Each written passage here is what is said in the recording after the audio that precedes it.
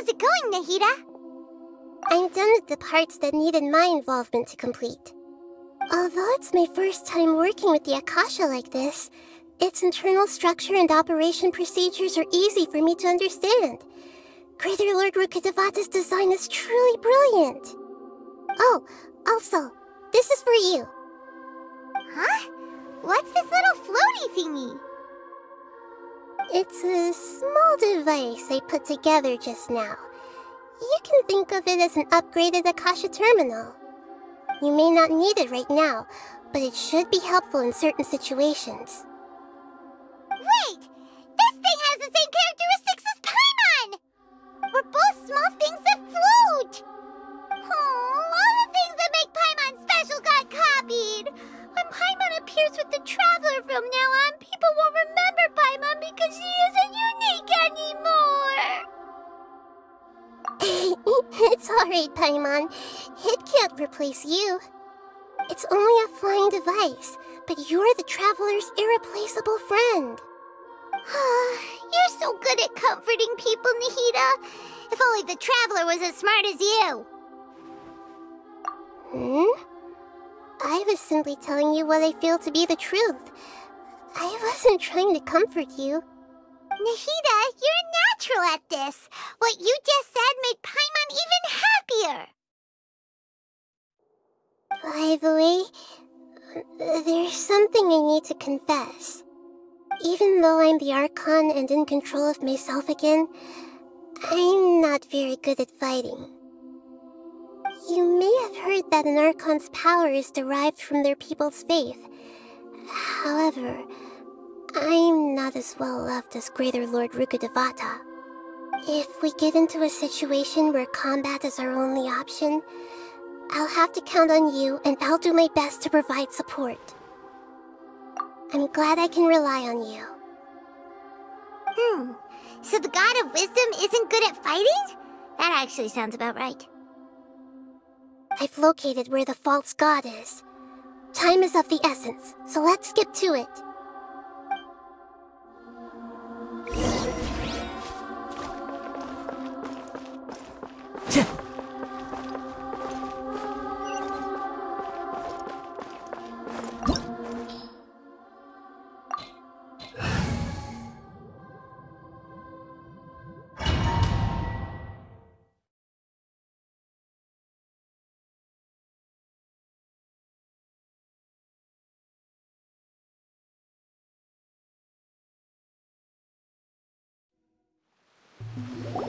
What is this place? Is this really the way we need to go? Wow. Who would have thought there'd be a place like this hidden right slap bang in the middle of the city? The sages wanted to realize their god creation plan without being discovered. The safest and most convenient way would be to build within the academia itself. That's true. They were already hiding one god, so why not two? Judging from the structure here, the project is a huge undertaking. The sages really saw the god creation plan as their ultimate goal. But this place doesn't look like it could have been constructed by the academia alone.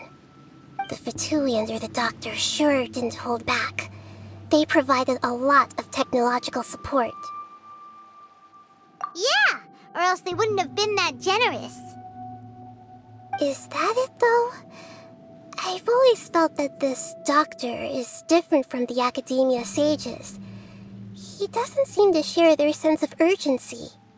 Instead of being interested in the end product, it's like he's enjoying the experimental process. The Fatui Harbingers are all such weirdos. So, the Doctor being weird is actually normal. So, this Fatui that they're trying to turn into a god is called the Balladeer? We had previously come into contact with his consciousness. He harbors particularly strong obsessions. One is the desire for a gnosis, since he was created to be the vessel for one. The other obsession is probably related to his past. I can't quite explain it. Paimon knows that he was a prototype puppet for the Raiden Shogun before he became a Fatui Harbinger. That's why he wants a Gnosis so badly. There's no way he'd willingly be a test subject. Now with that temper and ego of his. It sounds like you know the Balladeer quite well. I see. Tell me more about him and what he's like. The more we know now, the better we can plan for and react to any future situation.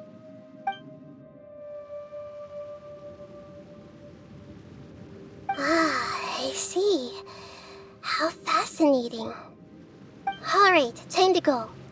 Let's get through here and meet him in person.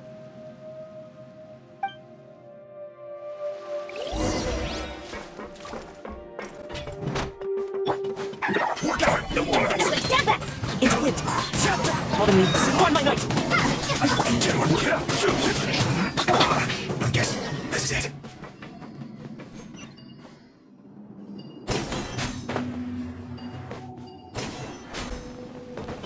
It looks like we can climb up these pipes. The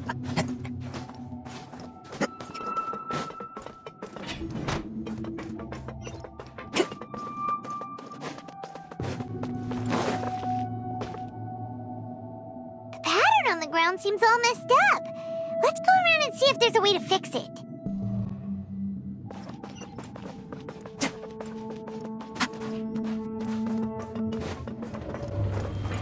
It seems to have stopped. Let's continue.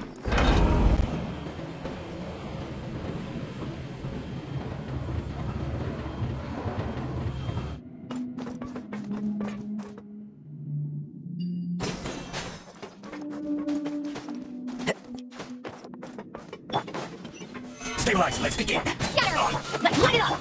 Come with nature. Solidify. Don't lose me. This is good.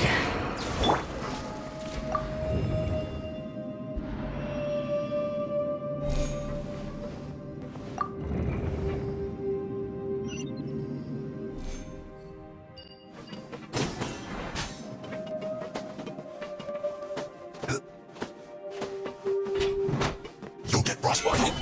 Scatter! Let's light it up! It's time for a flash freeze. Frozen food. Teamwork is dreamwork! One with wind and cloud. One with nature. Ow! Oh no! Solidify. Disgusting toast. Stabilize. Into wind. So soon. The wind knows me.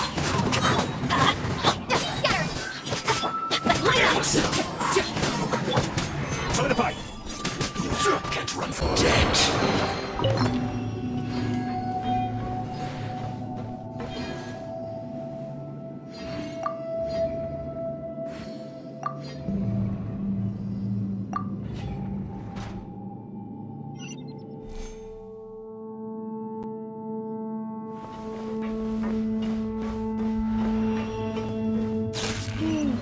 The cart is stuck. Maybe there's something wrong with the tracks. Let's try adjusting the direction of the device to clear the tracks.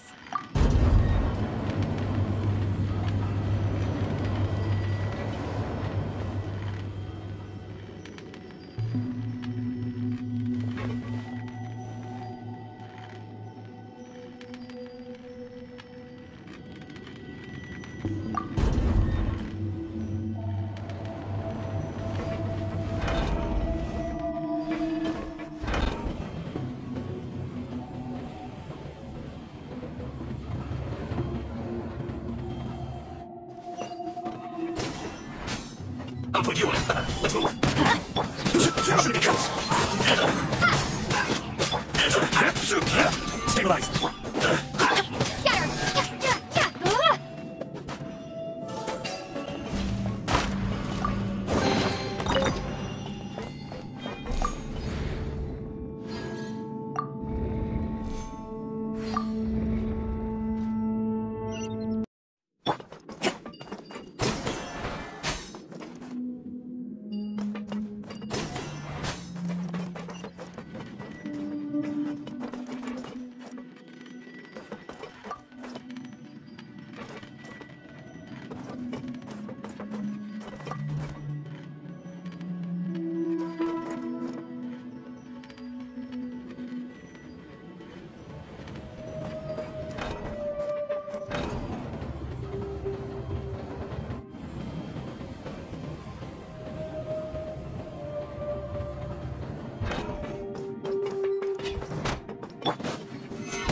Archon into wind.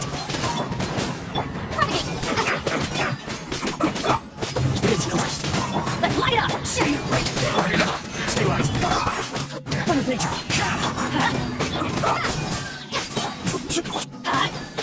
Wind strike. Let's do this quickly.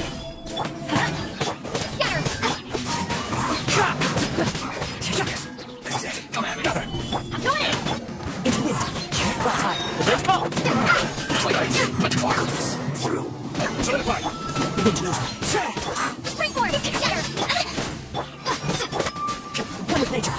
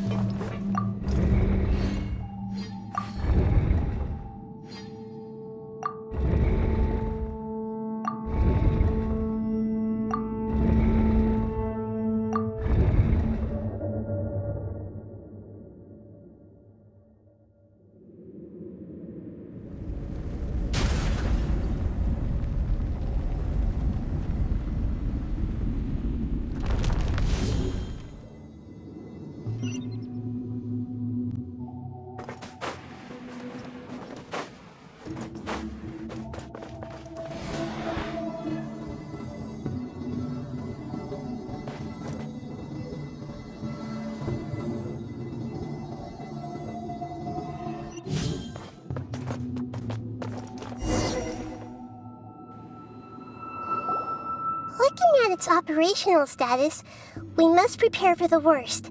The god they wanted to create is likely close to completion or already completed. Oh no! What should we do? Paimon can't imagine how hard it would be to fight against a Fatui Harbinger with a Gnosis! Are you nervous, Paimon? If you really want to know...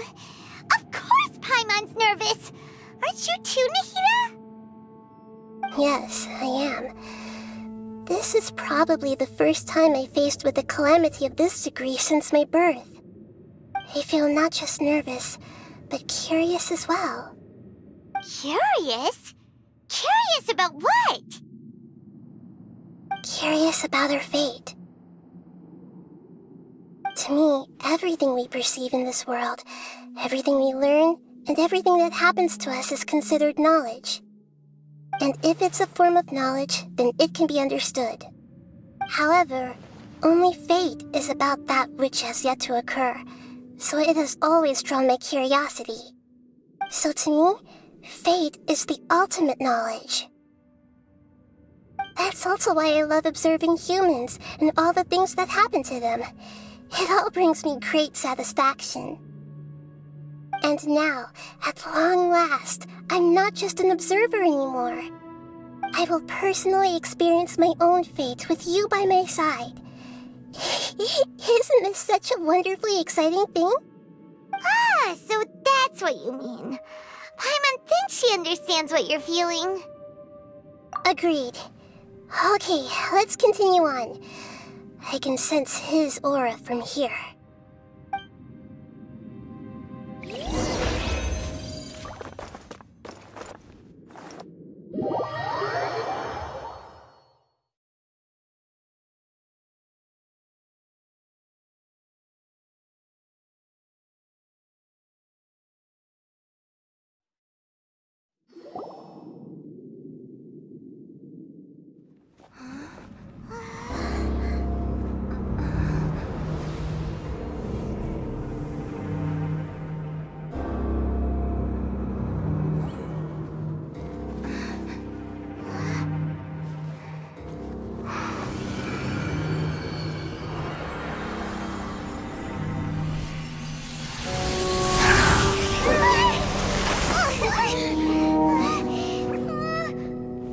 Who would have thought the world would be so eager for my birth?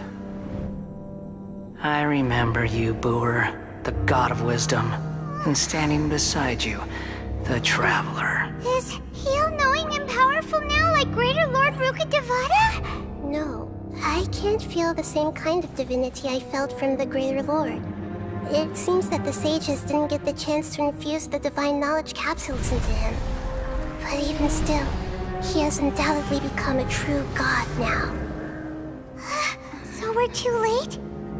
The Balladeer has already become a god? The Balladeer. A long bygone title. When my spirit ascended to divinity, I felt as if I had existed for the same number of epochs as heaven and earth.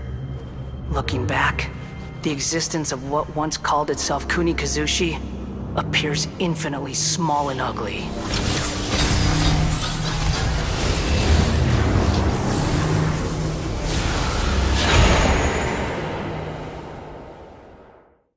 This imposing aura, it really feels like the gods! A body that capitalizes on the Balladeer's original construction as a mechanical puppet, with the Gnosis serving as a constant power supply. How much effort and resources did the sages put into this? From a purely technological perspective, it's a commendable achievement indeed. It's no exaggeration to say, this is the culmination of human wisdom. You sure are something! Dishing out compliments at a time like this? But I don't think he's reached the spiritual height of a god. Strife is engraved upon every god and every gnosis brought forth into this world. Can you feel it? The exhilaration of such power, and the thrill of anticipation for our contention. Nahida wouldn't feel the same things as you! Do you not realize that you are interrupting a conversation between gods? Lowly creature, know your place! The strife engraved upon a Gnosis. You're talking about the Archon War. Tevat's current peace was not easily won. I didn't personally participate in the Archon War, but the way I see it, all those losses were meaningless, driven by the demands of the laws. There's no point in bringing it up again. Is that so? Yet I am deeply disappointed that I was never allowed the fortuity to personally participate in the Archon War. This is a first. Encountering a god in this world who does not crave power. No wonder your own people have abandoned you, God of Wisdom. Your judgment is as your existence, unsubstantial. This is where everything ends, Booer, the God of Wisdom. You should know that wisdom cannot solve every problem. Like now, where your only option is to face me in combat. Come! Let us reenact a scene of the Archon War. Come and inaugurate my birth as a god.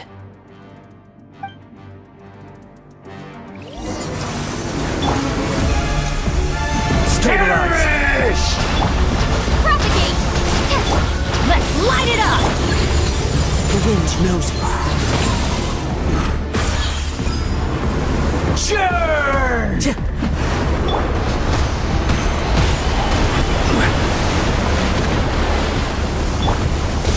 Into the wind. Insignificant pest! Scatter!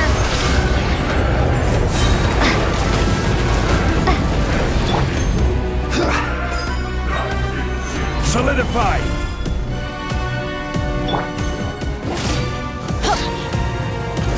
Off we go! At my command, you shall fall! Gather! Everybody stand back! Let's light it up! Germinate! Propagate! Insignificant pest!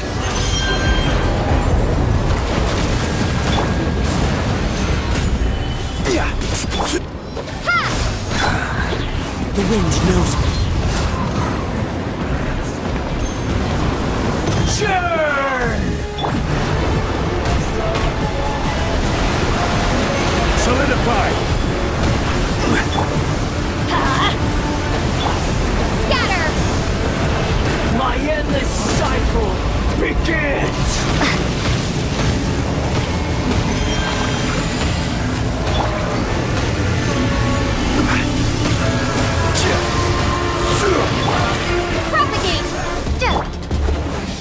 nature! Perish!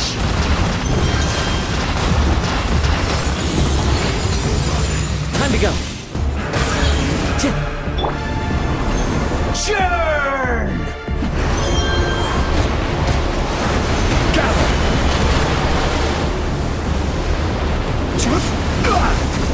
I will have order! Feeble human!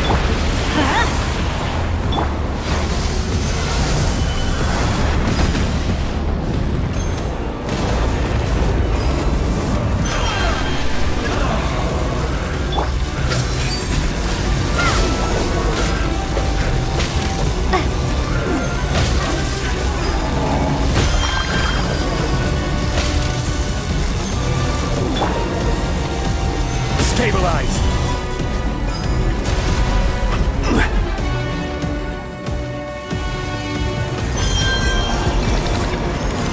At my command, you shall fall! Solidify! Into the wind! Feeble human!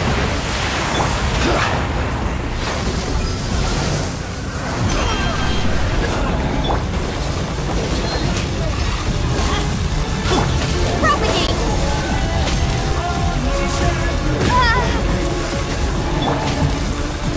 Gather!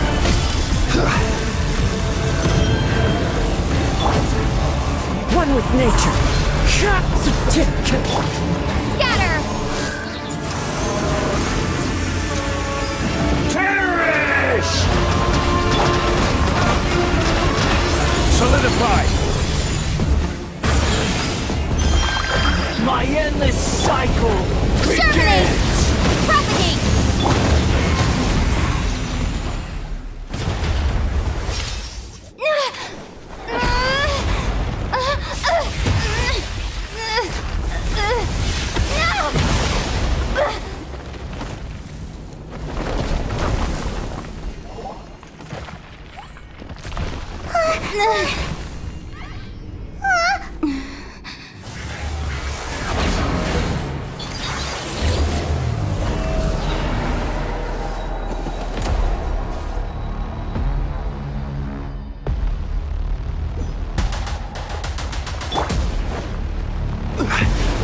Tremble!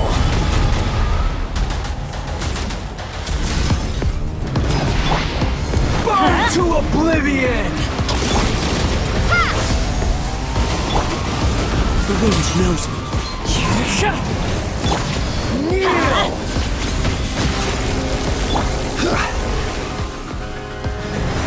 Solidify!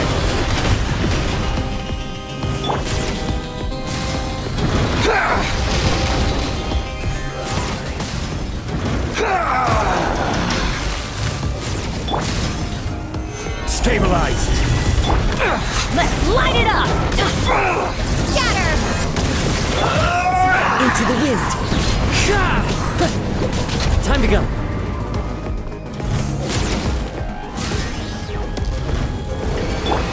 Reality is pain!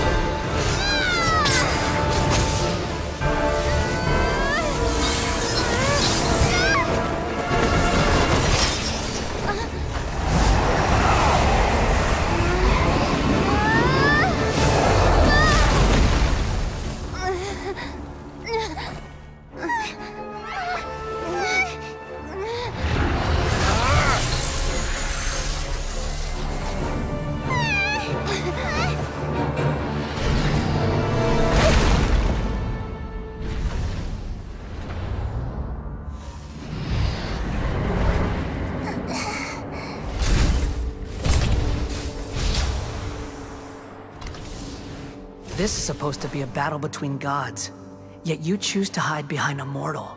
And now, you're acting like you'd sacrifice yourself for a human. Are you having fun proving a false sense of heroism to yourself, Booer?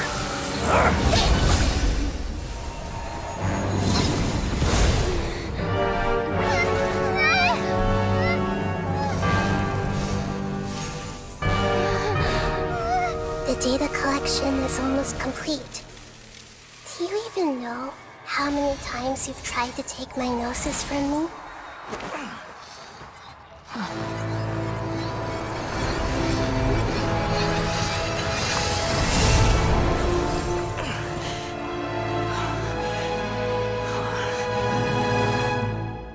We just concluded the 168th loop.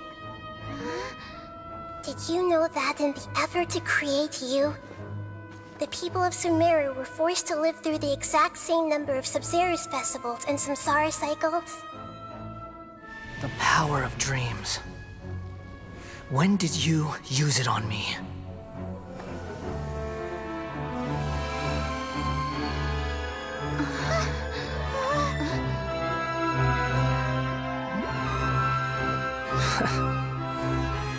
You can't even defeat me in a dream. What do you hope to achieve with this little trick? Come, Traveler. Just like before. Allow me to awaken the memories in your dreams. All that battle experience! It's more than that. Compile everyone's wisdom in the name of the Archon. That is the original function of the Akasha.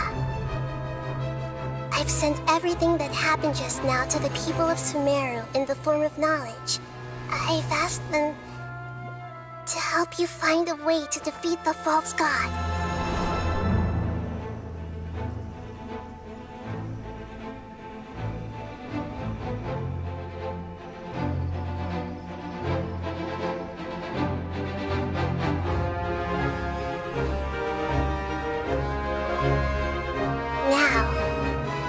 Sumeru's wisdom is at your disposal. Meaningless tricks won't save you.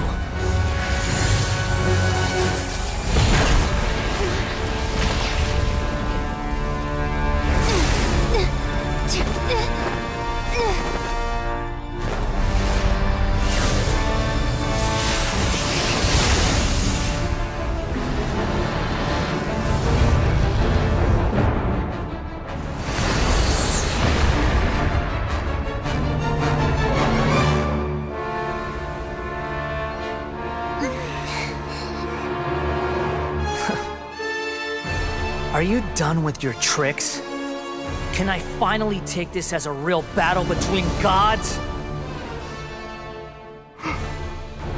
I'll leave this to you, the first sage of Booer.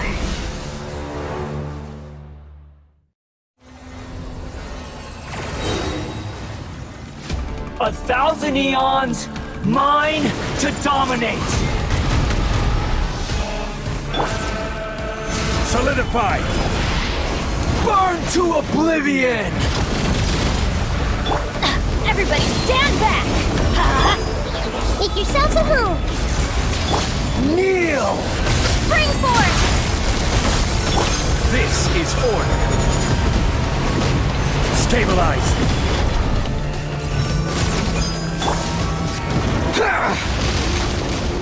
Adventure time!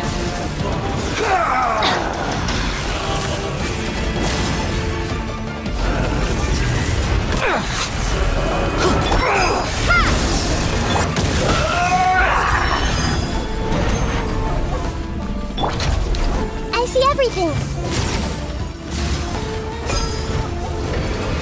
Reality is pain! Gather.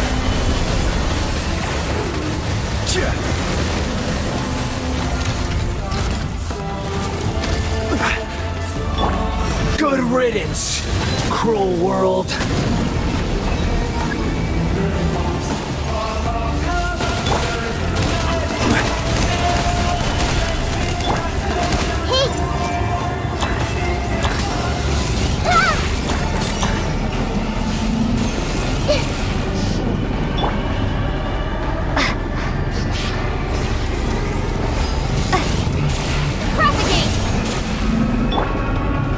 Stabilize.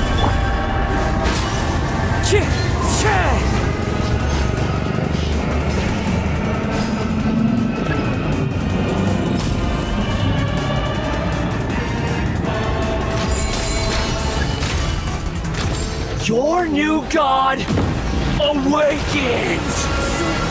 Many regrets. Now, Your eyes.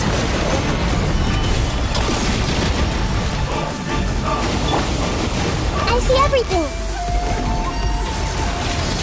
kneel!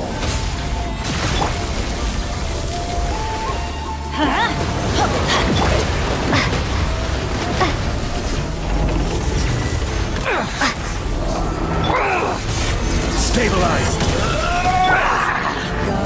Commit it to memory.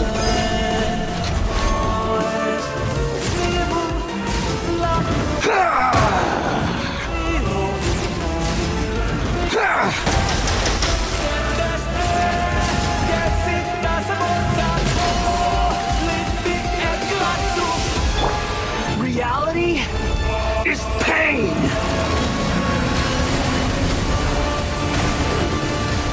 Gather!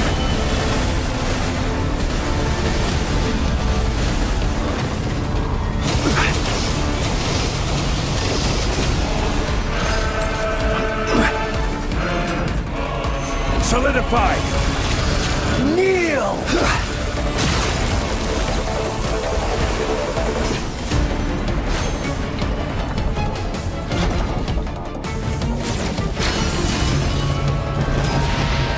Burn to oblivion!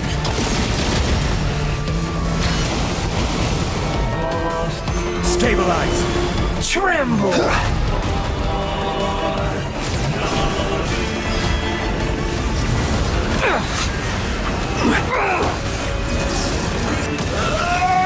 Gather!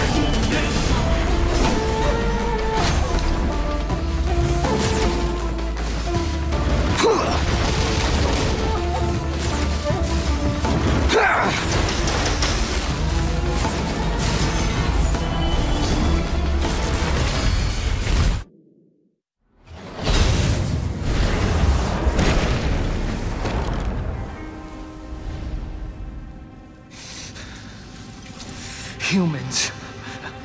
Filthy humans.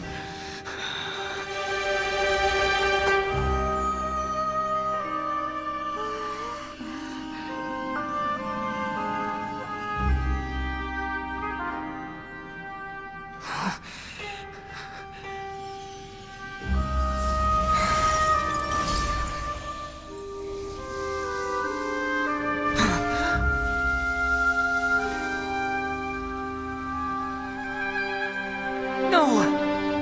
Wait! Please! Anything but the Gnosis!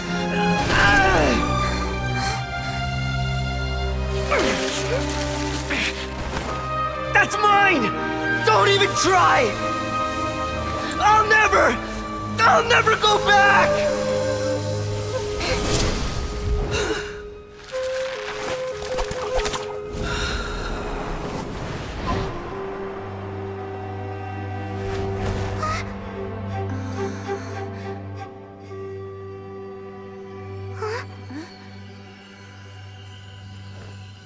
We haven't yet found the answer to the most important mystery. Irminsul is still waiting to be saved.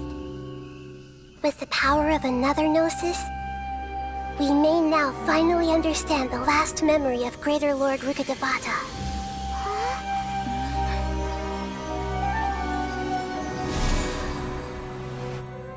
This is...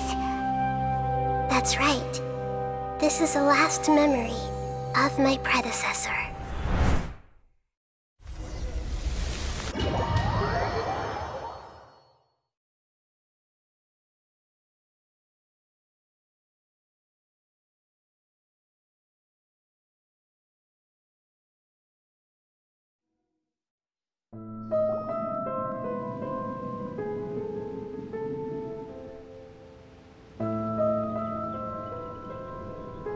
Huh.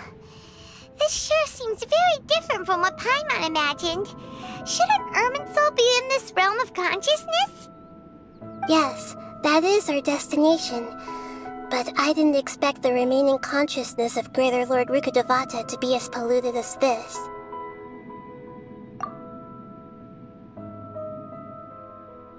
Forbidden knowledge? It it seems you know about a concept that even I don't completely understand. Could you tell me what you know?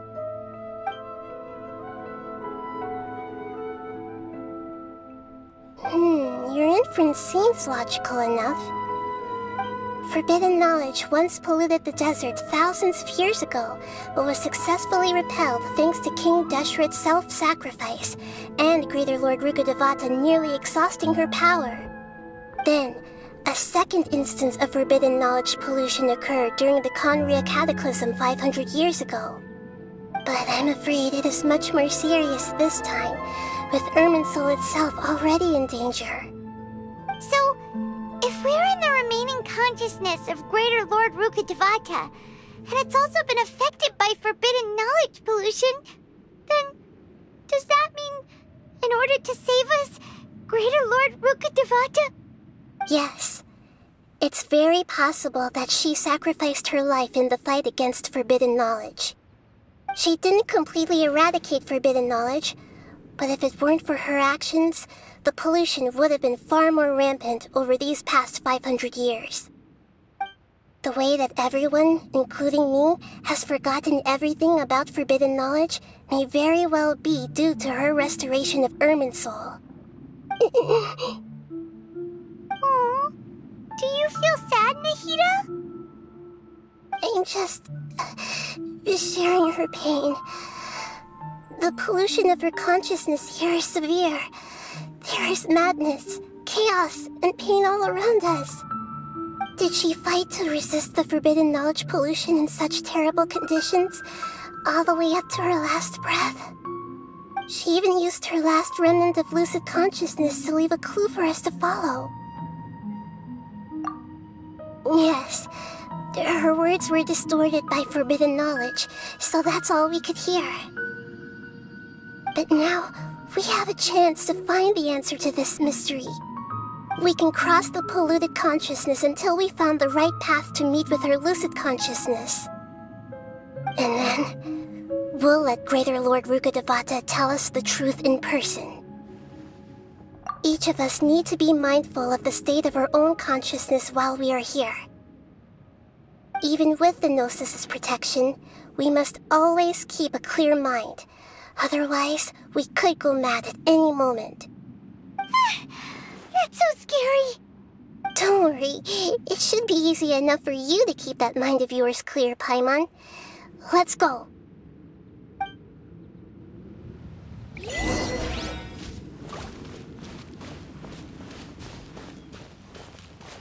Are we in the air? And why is there a huge boat? That's the boat of consciousness, which symbolizes reason here. It's... Wow! What are these? The monsters seem to have been affected by them.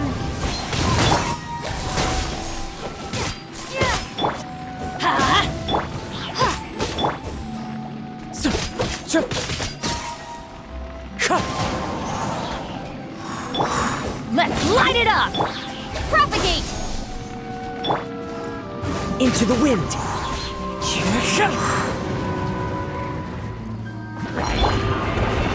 Stabilize! One with nature! Fallen leaves, adorn my night!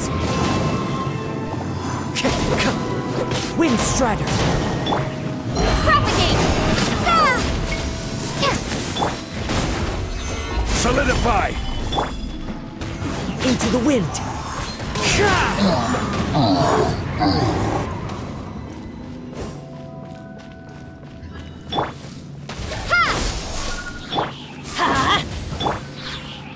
One with nature!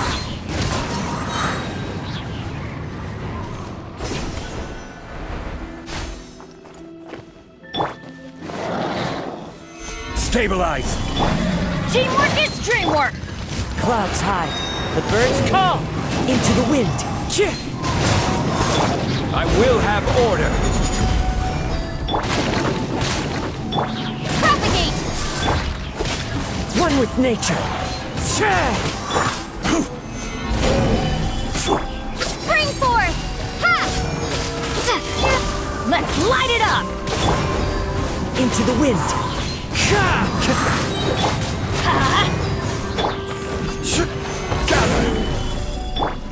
Scatter!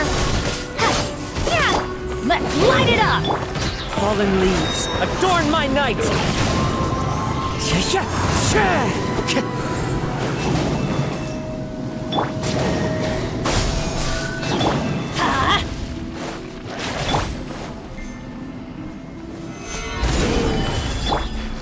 The wind knows me.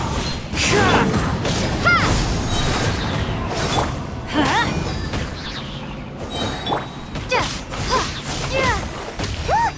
A four-leaf sigil has appeared in the sky!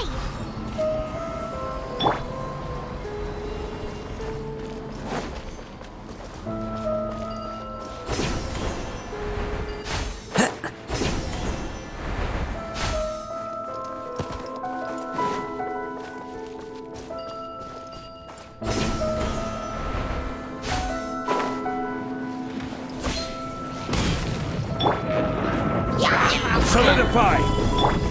Everybody stand back! One with nature.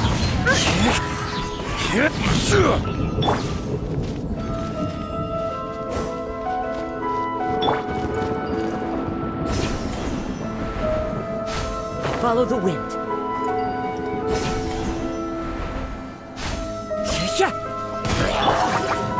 Gather! Germinate! The wind knows me. As one with wind and cloud. Propagate!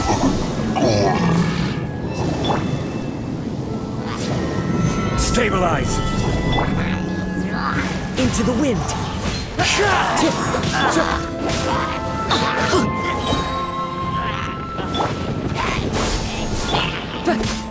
One with nature. Teamwork is dreamwork! Order guide you! Gather! Fallen leaves, adorn my night. Into the wind. Spring forth! Stable! One with nature. Let's light it up! Ha! Yeah!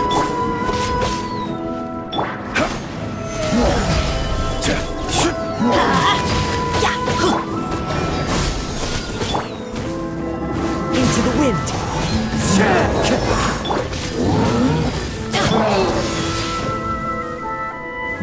Solidify! One with nature.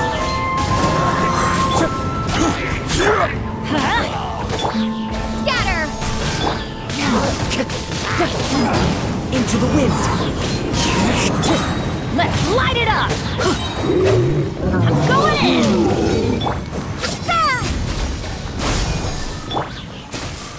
Stabilize! Clouds high.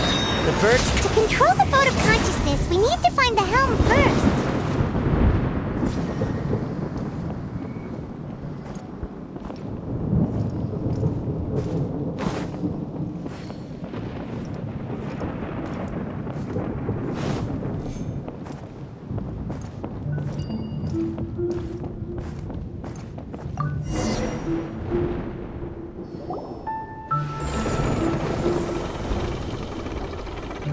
We changed direction.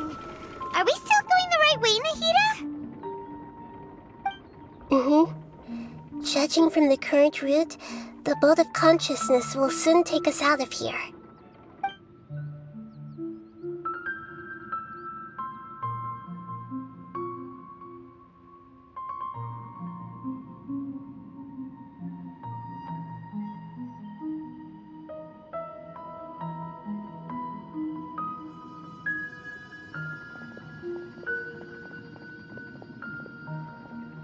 We'll be arriving at our destination soon.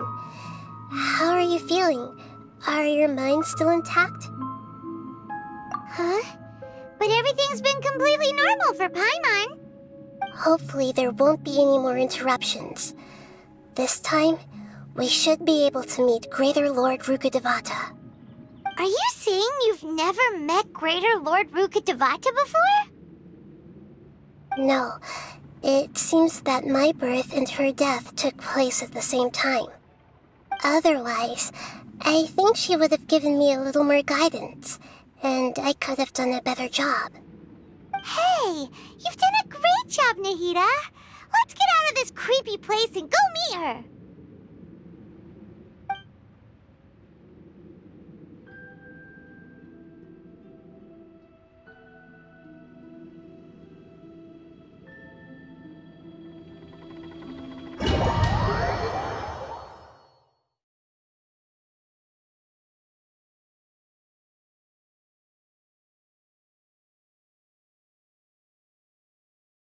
So, is this the place you were talking about?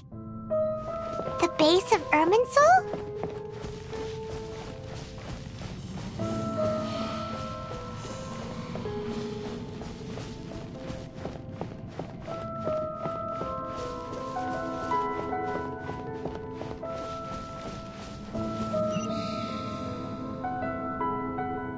Well, this is the place.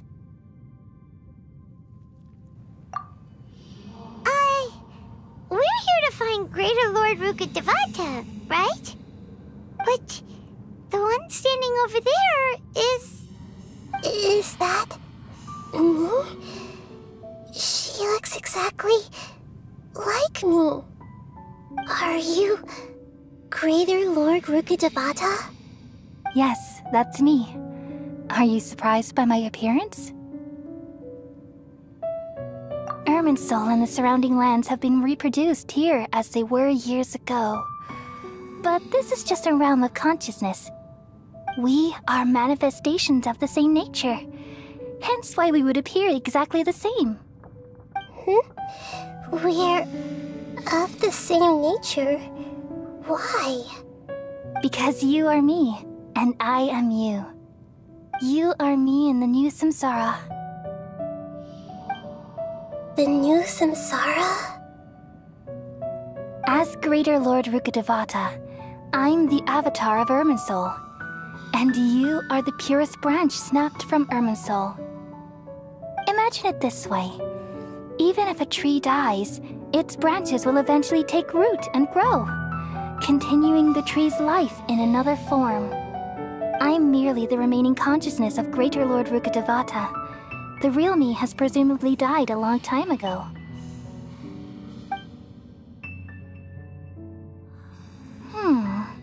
Judging from your appearance, I've probably been dead for 500 years. But you're finally here. My new self in the samsara. If this is true, then am I going to be a great Archon like you someday? Though we share the same nature, our fates are bound to be different. All things have their own fate. When a branch grows into a mature tree, it won't be the same as the original tree. That's why fate is the ultimate knowledge, isn't it? That's a great insight. Yes, very good. It's also precisely why you won't become like me. Really? But perhaps you may become an even greater Archon than I. I already see a determination in you that I didn't possess in my time, and the future that it leads you to will be yours alone. Along with the blessings from your past experiences. Don't worry. The growth of wisdom is like that of a plant. You only need to wait quietly for the flower to bloom. Come to think of it, the sages never had the faintest inkling of the meaning of wisdom. Thank you. Nothing makes me happier than discovering that the Archon I always admired was in fact myself in another fate. It's so nice to speak with you, Greater Lord Rukkhadevata. I've always wanted to meet you. The feeling is mutual. From the moment I snapped the branch off Irminsul and created you, I've also looked forward to talking with you. Could you tell me why you wanted to create me? And what exactly happened when you died? Ah, I see. You're here seeking answers, right? Everything that day, even the sky itself, changed into a color like this. At that time, the 7 were all summoned to the nation of Conria. Except for me. I had a more important task to attend to. I had to protect Irminsul. The disaster occurred together with the pollution of forbidden knowledge. At that very moment, with my consciousness connected to Irminsul, I sensed something was wrong. The pain started to torment my mind. By the time I reached Irminsul, it was already displaying signs of corruption. Had I not repelled the pollution of forbidden knowledge with King Deshret thousands of years ago, I might have felt even more hopeless and lost. So what exactly is forbidden knowledge? It's a kind of knowledge that doesn't belong to this world, and a form of truth that can't be understood. It came from the very bottom of the abyss. Even I could never understand it. The world is constantly rejecting it, leading to all kinds of bad phenomena. If we allow forbidden knowledge to pollute Irminsul, I'm afraid the entirety of Tevat could fall apart. So, there's knowledge that even the God of Wisdom can't understand? At that time, I knew I couldn't repel the forbidden knowledge with my strength alone. Which is why I created a device that compiled human wisdom and named it the Akasha. It's truly the world's most amazing invention. Thank you. For a long time, I thought dreams were the fruit of human wisdom. Though it was selfish to do so, I borrowed people's dreams using the Akasha. Then I compiled their wisdom and all of my own power. Well, did it work? Thanks to the wisdom of the people of Sumeru, almost all the forbidden knowledge was cleared from Irminsul. But things didn't go as smoothly as I thought. I had a terrible headache, which gave me an uneasy feeling. And then I remembered that my consciousness was also connected with Irminsul. It brought me knowledge and wisdom, but vile corruption as well. From the very beginning, my existence had been polluted by the forbidden knowledge. Oh no. How could that happen? I've experienced that pain in your consciousness. It must have been a horrible experience. Yes, but my feelings weren't important. The important thing was that even if I died, my existence and everything related to me would continue to exist in Irminsul as memories and knowledge, meaning that the forbidden knowledge couldn't ever be permanently eradicated. And there's no way for me to eliminate myself. It would be a sort of paradox. So, I took the purest branch of Irminsul as my incarnation in the next samsara, and left a trail of clues, all in hopes that you would come here and remove me and my pollution from Irminsul forever. Wait, no, I can't. So you realize what that implies. You are very smart indeed. Irminsul has all the knowledge and memories of this world. And as you've realized just now, removing me from Irminsul means I essentially will never have existed in this world. But this is the only way to save Irminsul. People love you so much, and they've missed you so much over the past 500 years. I am exactly the same. So how can we just forget you like this? Is there really no other way?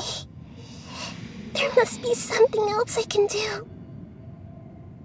You're the god of wisdom, Booer. You should know that there is no other way. But this is so cruel. I don't want to forget you. No need to feel so sad, Booer. As someone who delights in wisdom, you should feel joy at finally finding the answer. These are the words in their entirety. The answer you've been seeking all along. Let the world completely forget me.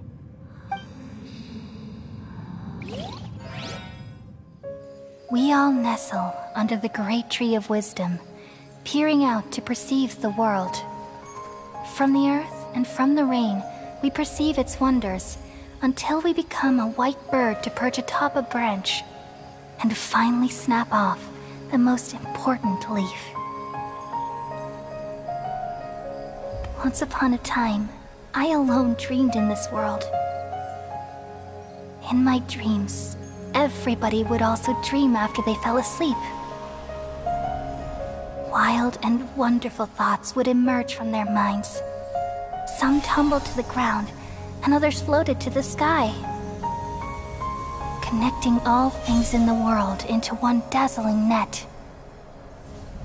Among a plethora of worlds were numerous smaller worlds, all of fate, finding within the tapestry their brilliant glow.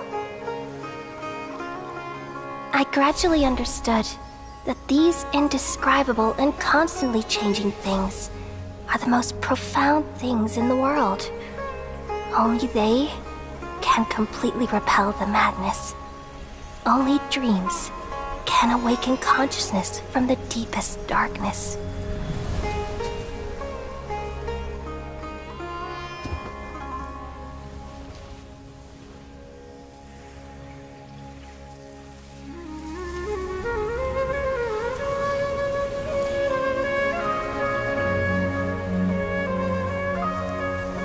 I'm the one who posed this question, yet also the one who sought a solution. Saving the world with the dreams of the people used to be my answer. And now, you've also found your own answer, and I shall return all the dreams to the people.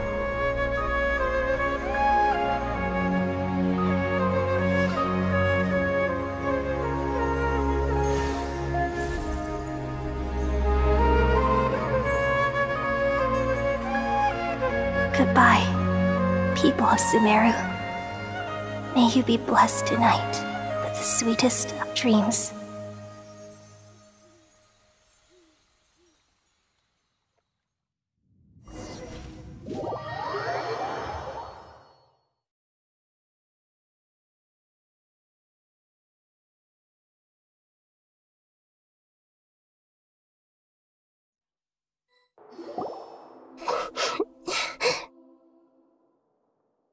I'm alright. I'm just a little confused. We've just saved the world, right? So why am I crying? I don't know where this feeling inside of me is coming from, but I feel very sad. Just now, we used the power of two gnosis to successfully connect with the Irminsul consciousness from 500 years ago. Then, we removed the remaining pollution from Irminsul. Yeah, what's wrong? Weren't you there just now?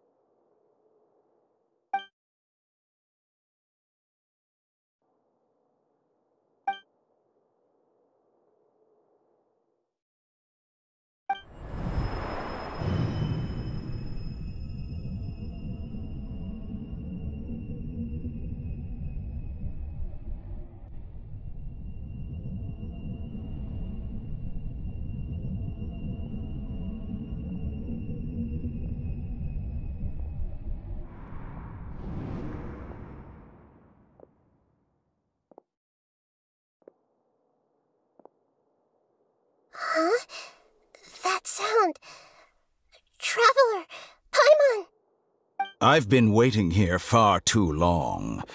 But finally I have the chance to be alone with you. All the precious time I wasted has finally paid off. The doctor! What have you done? Just a type of sound wave that can quickly put defenseless people into a dream. As I expected, it doesn't have any effect on gods. This is the only thing of interest I found among the sage's research. I thought I'd take it for a little spin. Don't worry. I know you would never forgive me if I actually killed them. I'm here to negotiate with you. Naturally, I won't do anything dangerous that could potentially damage our relationship. Negotiate with me? I heard you had already left Sumeru. Why are you here again now? I left Sumeru, but I also stayed in Sumeru. Even the God of Wisdom is restricted by the habits of cognition. How disappointing. You mean there are many different versions of you in this world? An astute guess. Even the same individual will have different cognitions at different ages. A long time ago, I made a major decision in hopes of preserving all my perspectives of how I observe the world. Observation is the first step of any experiment, but observing the current world doesn't satisfy me. It lacks an important dimension, that of time. So I saved segments of all my ages and made them into independent individuals. That's all there is to it. Indulge me. How does the God of Wisdom find my method of seeking knowledge? It's an insult to the very concept of life. Life inherently has many rules and restrictions, each with its own significance and reason to exist. They can't be broken on a whim. Good. Amazing, even. Indeed, it's difficult for humans to make peace with themselves, not to mention oneself from a different period. Since you're in the academia, why wait until now to show up? You could very well have stopped us and helped that fake god. Simple. Let me ask you this. Would any staff member ever help the subject in the middle of an experiment? It was my experiment. So why should I interfere with the results? The academia saw the plan to create a god as their ultimate goal, yet you only saw it as an ordinary experiment. You really are crazy. If the experiment succeeded, you would have had a new god on your hands. How would you have faced your own god then? Would you still take the same stance? Would you still hold the same view of yourself? I'm first and foremost a scholar. These results should be left to the judgment of the hypothetical me confronted with that outcome. But you're right. And that's exactly why I'm disappointed with the conclusion of this experiment. As an individual, you don't have any sense of belonging. You seem to have even fewer convictions than a typical scholar. Oh no, I certainly have my own convictions. They just don't fit your standards, that's all. All right, that's enough conversation for today. The experiment is over, and it's time to tidy up the equipment and reclaim any useful materials. For example, the Gnosis. Lesser Lord Kusanali, you're an intelligent Archon. I'm sure you understand the disparity in our combat abilities at this time. Besides, you have no way to use that electro-gnosis in battle. Didn't you say you were here to negotiate with me? Somehow, it's starting to seem like you intend to take it by force now. I'm merely stating a fact. After all, I'm also a scholar. Naturally, I hope to show proper respect and dignity to the God of Wisdom. Your hypocrisy is built on absolute confidence. I understand your scheme, but...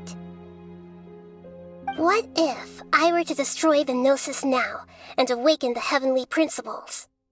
Awaken the heavenly principles? Do you think that's really possible? The heavenly principles have been silent for many years, but the Gnosis are symbols of their control over Teyvat and all the laws. Will the destruction of a Gnosis attract the attention of the heavenly principles? And if so, how do the Fatui plan to deal with the consequences? Do you dare to gamble such a possibility with me? Gamble? How surprising. I thought you would show evidence or use rigorous reasoning to prove your point. The word gamble is the last thing I expected to hear from the God of Wisdom. But this is a clever move. You must have seen through me when I first captured your consciousness. As a scholar, I respect all possibilities. This has always been my principle and is an essential trait as an experimenter. Indeed, I can't ignore this possibility. So tell me then, what are your conditions? This foreign Gnosis will only lead to disaster if it stays in Sumeru. But this Electro-Gnosis is the prize I obtained after defeating one of your fellow Harbingers. Now, as the one who initiated this cascade of events, shouldn't you pay the corresponding price? Price? Interesting. What price would you have me pay? How about erasing all your other segments? So this is how you wish to restrict me, the most threatening opponent of the Nation of Wisdom. What you request of me is like plucking out the eyes I have placed in the dimension of time. Segments are extraordinarily difficult to make. They require extremely rare resources and enormous amounts of time and effort, requiring me to destroy them all here and now. Bravo. A suitably wise decision on your part. Yes, how very interesting. Can I assume that you have long been wary of me? Among all the versions of me, this segment you see now is the most selfish. If it weren't me, your idea wouldn't have worked. What did you see when you were imprisoned? You were observing me, and that's how you know I've long grown tired of their doubts and endless arguments. Like you said, it's difficult to make peace with yourself. Being as smart as you are, have you managed to do that? I see. If you think all those versions of me are worth a gnosis, then deal. You sure didn't hesitate much. Is the relationship between all the versions of you really that bad? I don't think there's any need to dwell on that. The surplus versions of me can be exchanged for a gnosis. Do you think anyone can offer themselves at a higher price? Besides, with my abilities, it's only a matter of time until I find better perspectives. Perhaps it's best to say, you're just temporarily ahead. But what I'd like to know is, how can you be sure that I've really erased them? I can see your remaining honesty.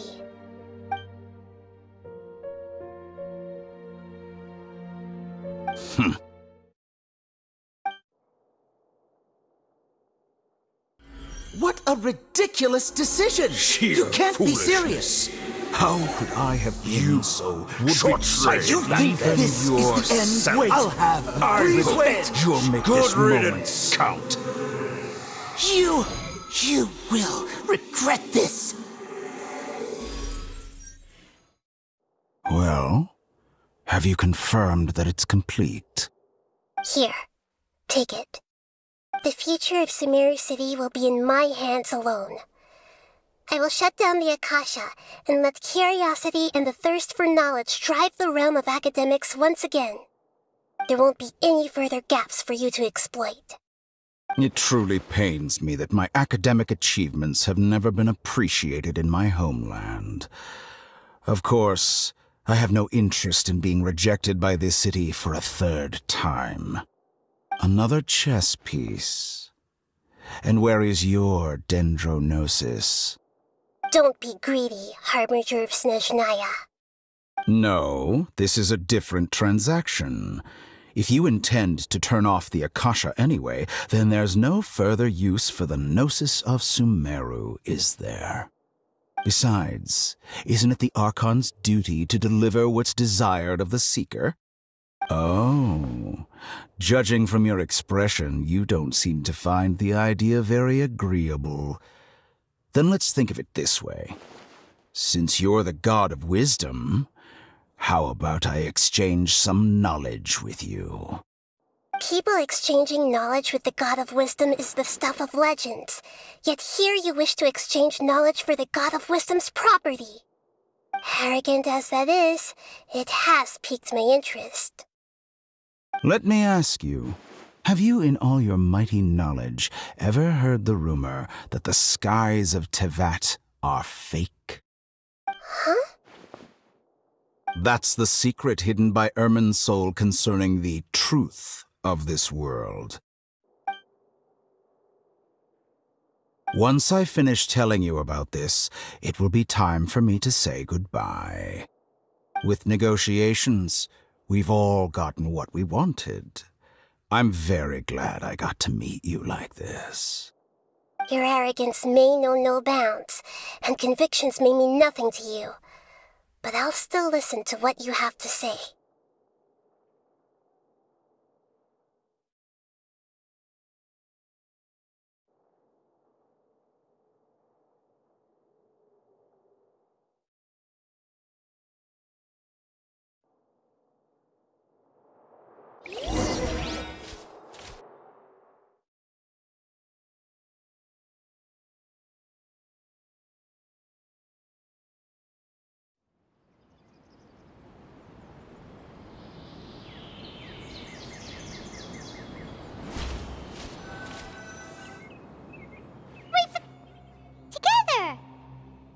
Okay, wake her up.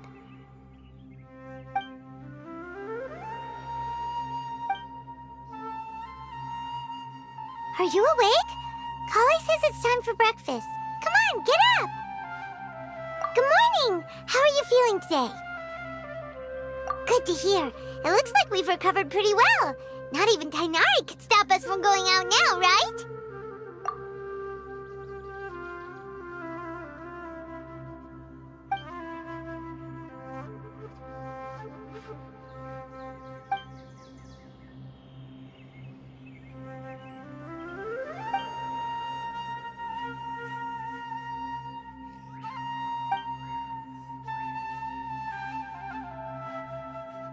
Come on, Traveler, let's go!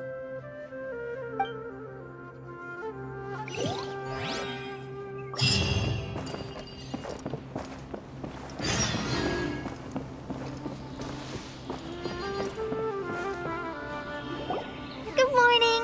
Looks like you're awake. Yep, yep. I prepared some breakfast today. Please have a taste. I hope you'll like it. It's nice to have you here so we can eat something yummy. Well, now that I've recovered from Elazar, I'm feeling better than ever. I can even prepare 4 or 5 meals a day now. And Paimon bets they're all delicious. Oh, by the way, someone brought a letter for you after you went to sleep last night. Nope, Paimon wanted to read the letter with you after you woke up. So Paimon didn't open it. Alright, let's read it now. Oh, it's from Nilu! Ahem. We're going to hold a feast at the Grand Bazaar and celebrate Cyano's reinstatement as the General Mahamatra. As heroes of Sumeru, please be sure to attend. I'll wait for you. The date of the banquet is written on the back. It's in 2 days. Oh, I've also heard that you've become heroes here as well. That's amazing.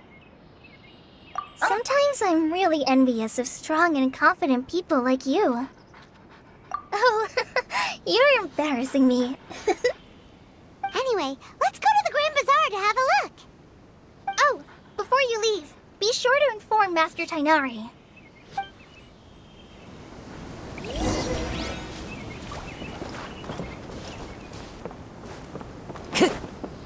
Time to go. Tainari!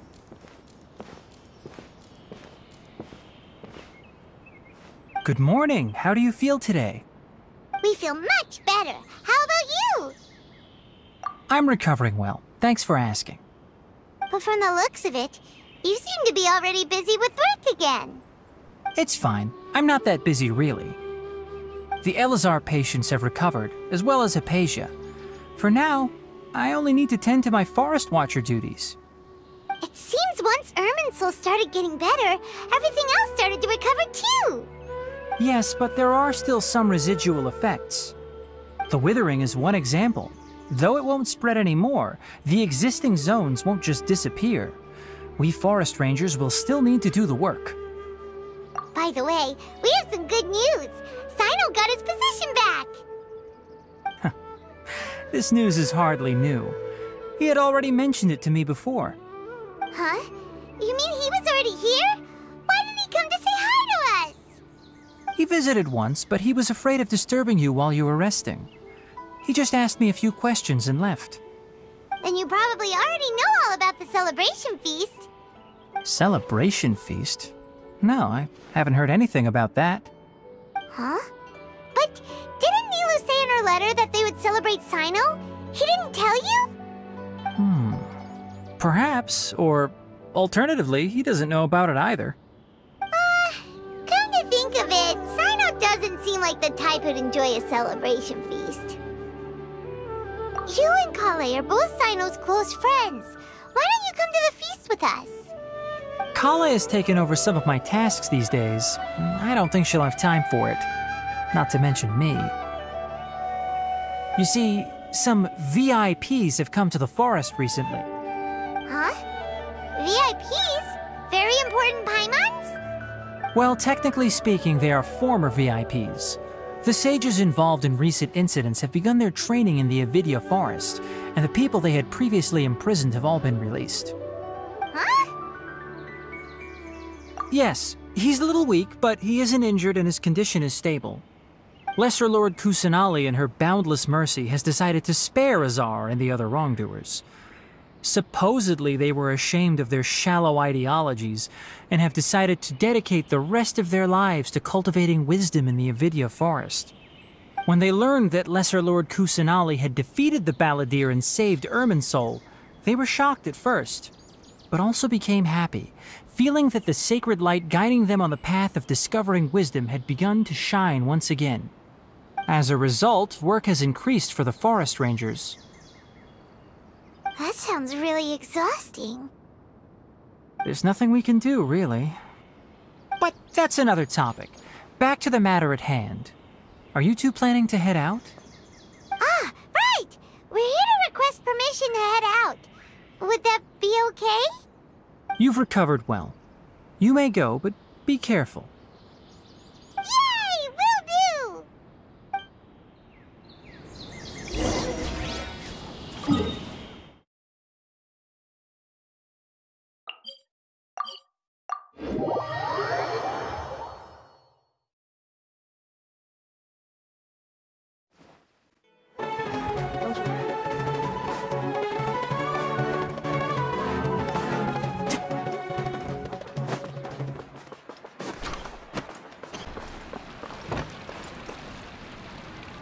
Well, there won't be any problems if the feast starts at that time. Everything has already been prepared. Mr. Zubair, I finished tallying things up here. Well, except for the guests. Is a simple reply really that much to ask of our guests? It's affecting our arrangements! Oh, it'll be fine. Besides, it never hurts to get things ready in advance. I was thinking the same thing. The feast will be held sooner or later, right? Hey, Nilu! Traveler, Paimon. We got your letters, so here we are! You're the best. The other guests haven't even replied yet. Huh? Are we the only ones that have arrived? Yeah, I had someone deliver letters to all of our guests. But maybe everyone is still busy with other things. Look, I get it. Sumeru is in an extremely important period of transition right now, but even if your friends are important figures, they shouldn't just ignore your request like this. Nilou is Sumeru's #1 celebrity, after all. You have no idea how happy I am to talk to people with good taste. If you consider enjoying Nilou's dances having good taste, then almost everybody has good taste. Because Paimon thinks everybody will love her performance. That's right. We all think she's amazing too. Nilou is an absolute favorite among those of us who frequent the Grand Bazaar. For Outlanders, you have a great eye. Master Zubair, let's have a vote for the most outstanding audience members next time. I think these two may win. Nonsense! It is not for us to determine the value of an audience. But indeed, we could try giving gifts to people with particularly good taste. I heard there's a device in Fontaine called a camera that can record people's appearances as pictures. Such pictures would make superb gifts. Ooh, good idea. I wonder where we can find one. I don't want you giving pictures of me to everyone. I'm satisfied just being able to perform here. There's always a lot going on at the Grand Bazaar. Yeah, and that's why I love it here. Traveler and Paimon, could you help confirm if the letters were actually delivered? If for some reason they didn't receive the letters, then please tell everyone that there will be a feast here. Yeah, we can also check out how everything in Sumeru is going now. When I wrote the letters, I heard that Dia was in Port Ormos, and Alhaitham was at the Academia. As for Sino, we've only heard that he appears at the Academia from time to time. I'm not too sure about Rahman's whereabouts. My guess is that he's with Dia. As for Dunyarzad, I just hope she's feeling better. I sent her a letter, but I was afraid of disturbing her. If you have time, please ask about her for me. Okay, got it. Let's go, Traveler.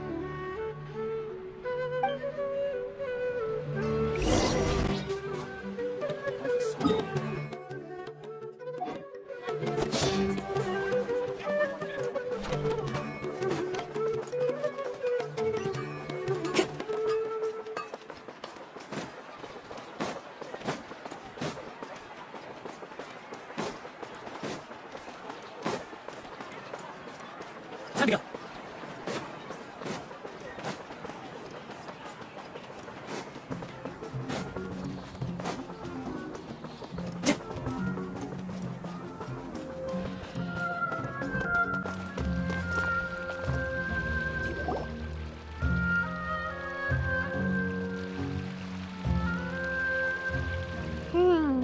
We haven't seen Alhaitham anywhere.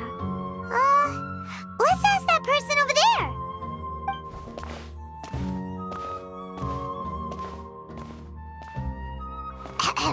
Hey there, have you seen Alhaitham around? Yes, it seems Scribe Alhaitham has gone to the House of Dana. You should be able to find him there. But you're already the second group of people I've seen looking for him today. He must be quite the busy man. Oh? Who else was looking for him? Mr. Cavey was just here asking about him. You wouldn't believe how terrible their relationship is. And now you two are here. Don't tell me everyone's here looking for gossip about the sages. No way! We're strictly here on business. Ah, I see. Sorry, I thought maybe everyone's as interested in rumors about the sages as I am.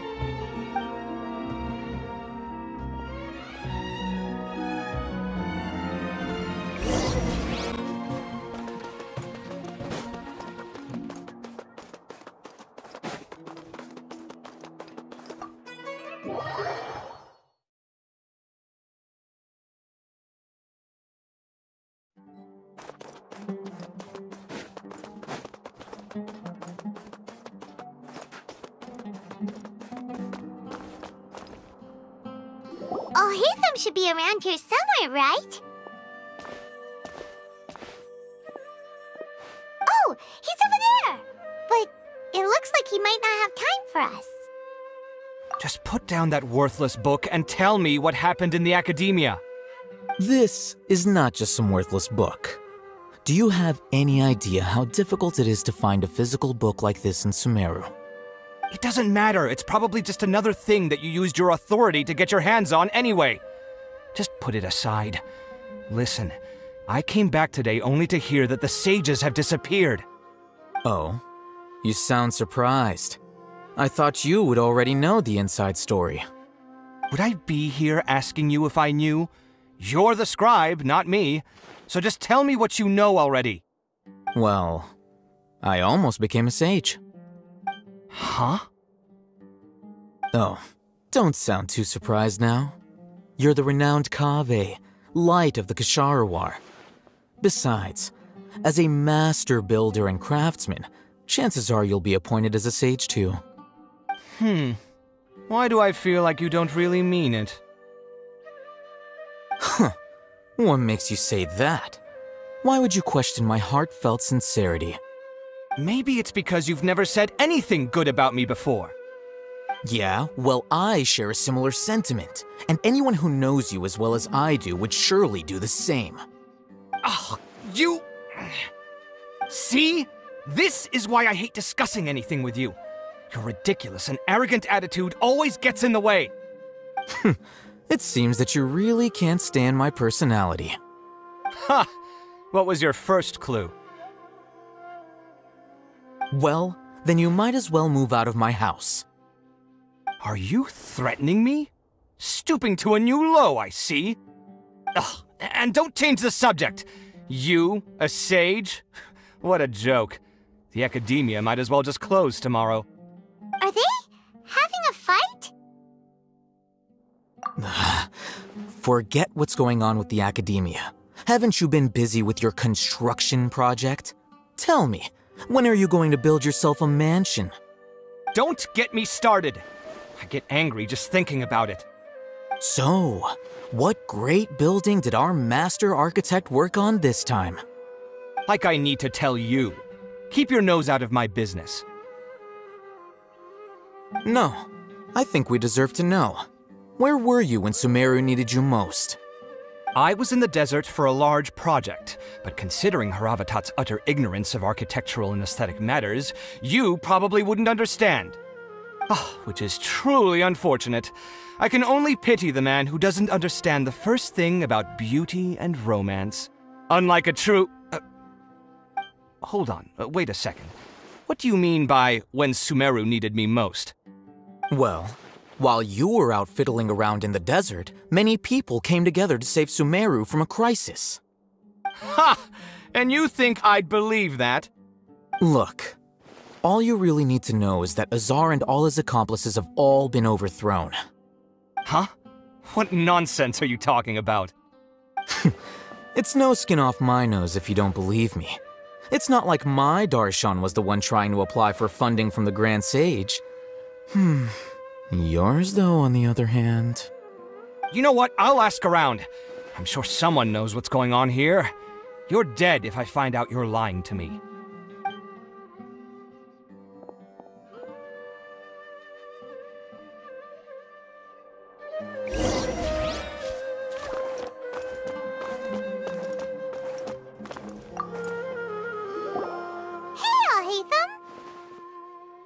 Oh, it's you two. What's the matter? We're running some errands for Nilou. Have you received her letter? Letter? Nilou said she sent out a letter inviting everyone to a celebration feast in 2 days at the Grand Bazaar. We'll also be celebrating Zaino's reinstatement as General Mahamatra. If she addressed the letter to Alhaitham of the Academia, then the letter should have gone to my office. I've been busy these days, so I haven't had time to check for any new mail at my office. I only now have some free time to attend to personal matters. Have you always been so busy with your work? Of course not. I'm only busy these days because several sages have been dismissed recently and the whole academia was practically turned upside down. Kainari told told us they all went to train in the Avidia Forest. Apparently they will spend the rest of their lives there. That is already the best possible ending for the likes of them. 4 of the 6 great sages were possessed by their desire for power and attempted to create a new god. In order to pull it off, they even imprisoned the other 2 rational sages. To imagine such things could take place in the academia. I don't know where to begin. Yeah, you're right. Huh. Feels kind of strange to hear them called that after all this time. But then again, the 6 great schools sounded pretty impressive too. Yes, at least that's how they're supposed to sound. It's said that when the academia was first founded, the Dendro Archon herself established the 6 great schools, each representing one of the 6 different types of wisdom. Numerous Darshans have sprung up and faded. Only the 6 Darshans attaching themselves to the 6 great schools have stood the test of time and obtained permanent seats in the academia. Now, the 6 Darshans are nearly synonymous with the 6 great schools, and the leaders selected for the schools are the 6 great sages. Among the 6 great sages, there is one central leader, the Grand Sage. Unfortunately, only the sages from Vahumana and Amorta remain now. They were imprisoned for opposing Azar and were only rescued after Azar's downfall. So who's managing things in the other 4 schools now? Do they need to find someone new? Yes. Normally, new sages are selected based on a strict set of criteria. Oh, didn't you just say something about becoming a sage? If they pick you, then we'd have a huge connection in Sumeru. Yes, about that. You didn't let me finish my sentence. The person in charge of personnel affairs nominated me to be the Grand Sage in place of Azar and help Lesser Lord Kusanali manage the academia. But I refused. Huh? But why? Can't you be a little more ambitious? I'm not even interested in being one of the 6 great sages. Like I said before, I don't like being a leader. Oh, all right. So are you busy these days trying to find others to take the job? That's not my job either. I'm only responsible for handling important affairs within the academia before the new sages take office. And the first thing I'll do is reject Kasharawar's application for funding. By the way, who was that other person just now? Is he your friend? Do we look like friends? Paimon doesn't know. That's why Paimon's asking. His name is Kaveh, my roommate. You could say he's the representative for Ksharawar scholars. Which is exactly why he always has so many problems. So everything that's happened recently must be a huge change for the people of Sumeru. Such is the work of the Academia Scribe. Well, anyway, no matter how busy you are, since you are our planner, remember to attend the celebration feast in 2 days. All right, I'll see you there.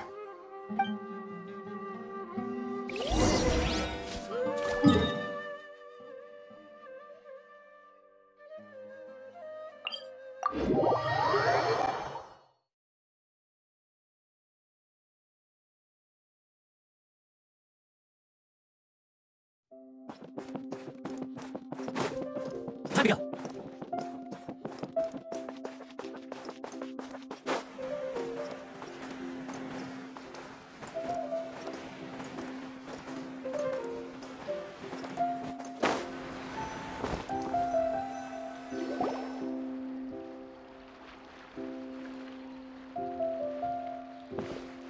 This is Port Ormos.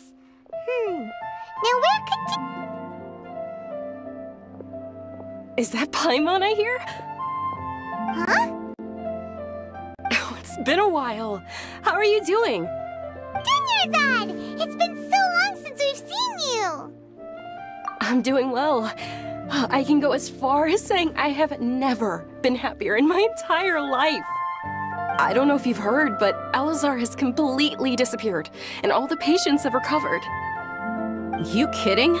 Knowing them and the connections they've got, I'm sure they've heard about it. Yeah! That's right. My lady is feeling better now, so I'm accompanying her for a walk. Why do you still call me that, Dia? You've already informed my father of your resignation. I guess I'm just used to calling you my lady. Old habits die hard. Resignation? You mean you're quitting? Yeah, I might start losing my edge if I keep being a bodyguard for the Homayanis. You know that my parents and I are fond of you, and that we appreciate you very much. It wouldn't be a problem if you wish to continue to be our bodyguard. I'm not a woman that's easily persuaded. You should know that by now, my lady. When I took this job, I'd already decided that I'd quit as soon as you'd recovered. It's time for me to get back out there and chase that horizon. So what are you gonna do now if you're not gonna be a bodyguard anymore? I want to take a risky job and put my body to the test again. Huh? But we literally just finished one of the most dangerous jobs ever! Are you getting bored already? I know. If I hadn't joined in that plan with you, I wouldn't have come up with this idea. I guess I still get fired up by that feeling of going all out in a fight. It made me realize that I'm still a mercenary through and through. Life is short, and I'm happy that I got to be a part of that operation.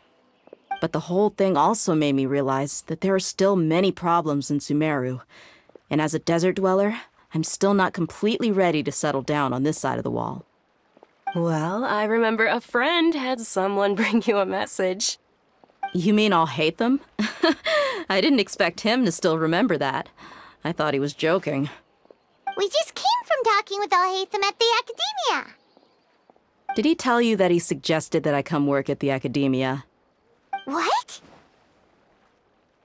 I heard that Azar and his cronies fell from power, and Alhaitham told me that now was a good time to find a job in the Academia, but only if I wanted to. Whoa. Paimon can't see you being anything other than a mercenary. Me neither. But I think Dia would look great dressed up as a scholar. Ugh, forget about it. I wouldn't last 10 seconds in there. Alhaitham probably just liked the way I worked and knew I'm good in a fight, so he suggested I find some work in the Academia. But you know, if you take him up on the offer, Sino might actually agree and let you become a Matra. Because you're super amazing! The Matra have all the talent they need as long as they have Sino. I prefer to be free to live however I choose. In fact, I chose this job from the very start because I knew it'd be right up my alley. Even if being a mercenary means facing all kinds of danger. A lion has to return to the wild sooner or later. If anything, being your bodyguard has been unfamiliar territory for me. I don't want to see you go, but I'll respect your decision. I'm glad to hear you say that. Come on, no need for the sad face. It's not like we'll never meet again. Once the whole Dendro Archon thing is settled, everything in Sumeru will take a turn for the better. That makes me happy too. But a peaceful society will probably mean less demand for mercenaries like me. Before long, we'll be a dying breed. So I'd better get to work while I still can. Huh? But wait a second! You make it sound like you're leaving now! Well, no, not yet at least. I promised my lady I'd stick around until next week. So, have you been in Port Ormos this entire time? We were wondering if you had received a letter from Nilu. Oh, did Nilu write to us? She heard that you were seen in Port Ormos, so she sent the letter here. Huh. It was probably sent to the inn that we're staying at. My lady has been very energetic lately and keeps taking me on hikes, staying out even into the night. By the time we get back, the receptionist is usually off napping on the job. Right, and we tend to leave quite early in the morning, so the old man on duty is also usually dozing off. So what it really sounds like is that the person on duty is always asleep. I bet the letter's at the reception desk. I'll go check later. No wonder there wasn't a reply. You never received the letter. Good thing Nilu asked us to come and check on that. Sorry to make you two come all the way out here. It must be something important for Nilu to specifically write to us like that. Yes, she said said they were preparing a victory feast in the Grand Bazaar, and will also be celebrating Sino's reinstatement as General Mahamatra. She was hoping you could come. Great! I'll be sure to attend. Count me in too. But is there some sort of dress code or anything for the feast? Can I just show up looking like this? Since it's being organized by Nilou, I don't think she'll be too picky about that. If anything, I think she wants to see us as our most natural selves. All right, then this is how I'll show up. The feast will be held in 2 days, so don't forget. Sure. Thank you so much for letting us know. We'll see you there. Oh, by the way, do you happen to know where Sino and Raman are? The General Mahamatra always comes and goes without a trace. Normally no one knows his whereabouts. Oh. But last time we met, he mentioned that he had something to do in Aru Village. You can try your luck there. As for Raman, your guess is as good as mine. I only remember he said that he had something to discuss with Sino. You can ask Sino when you meet him. Don't mention it. You'd better get going. All right, on to our next stop.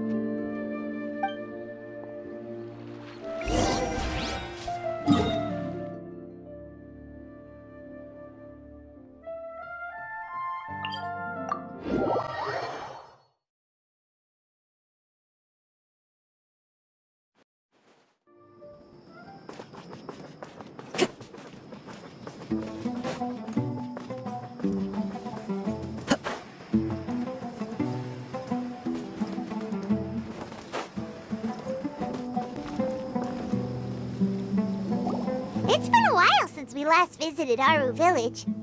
Ah, there's Sino!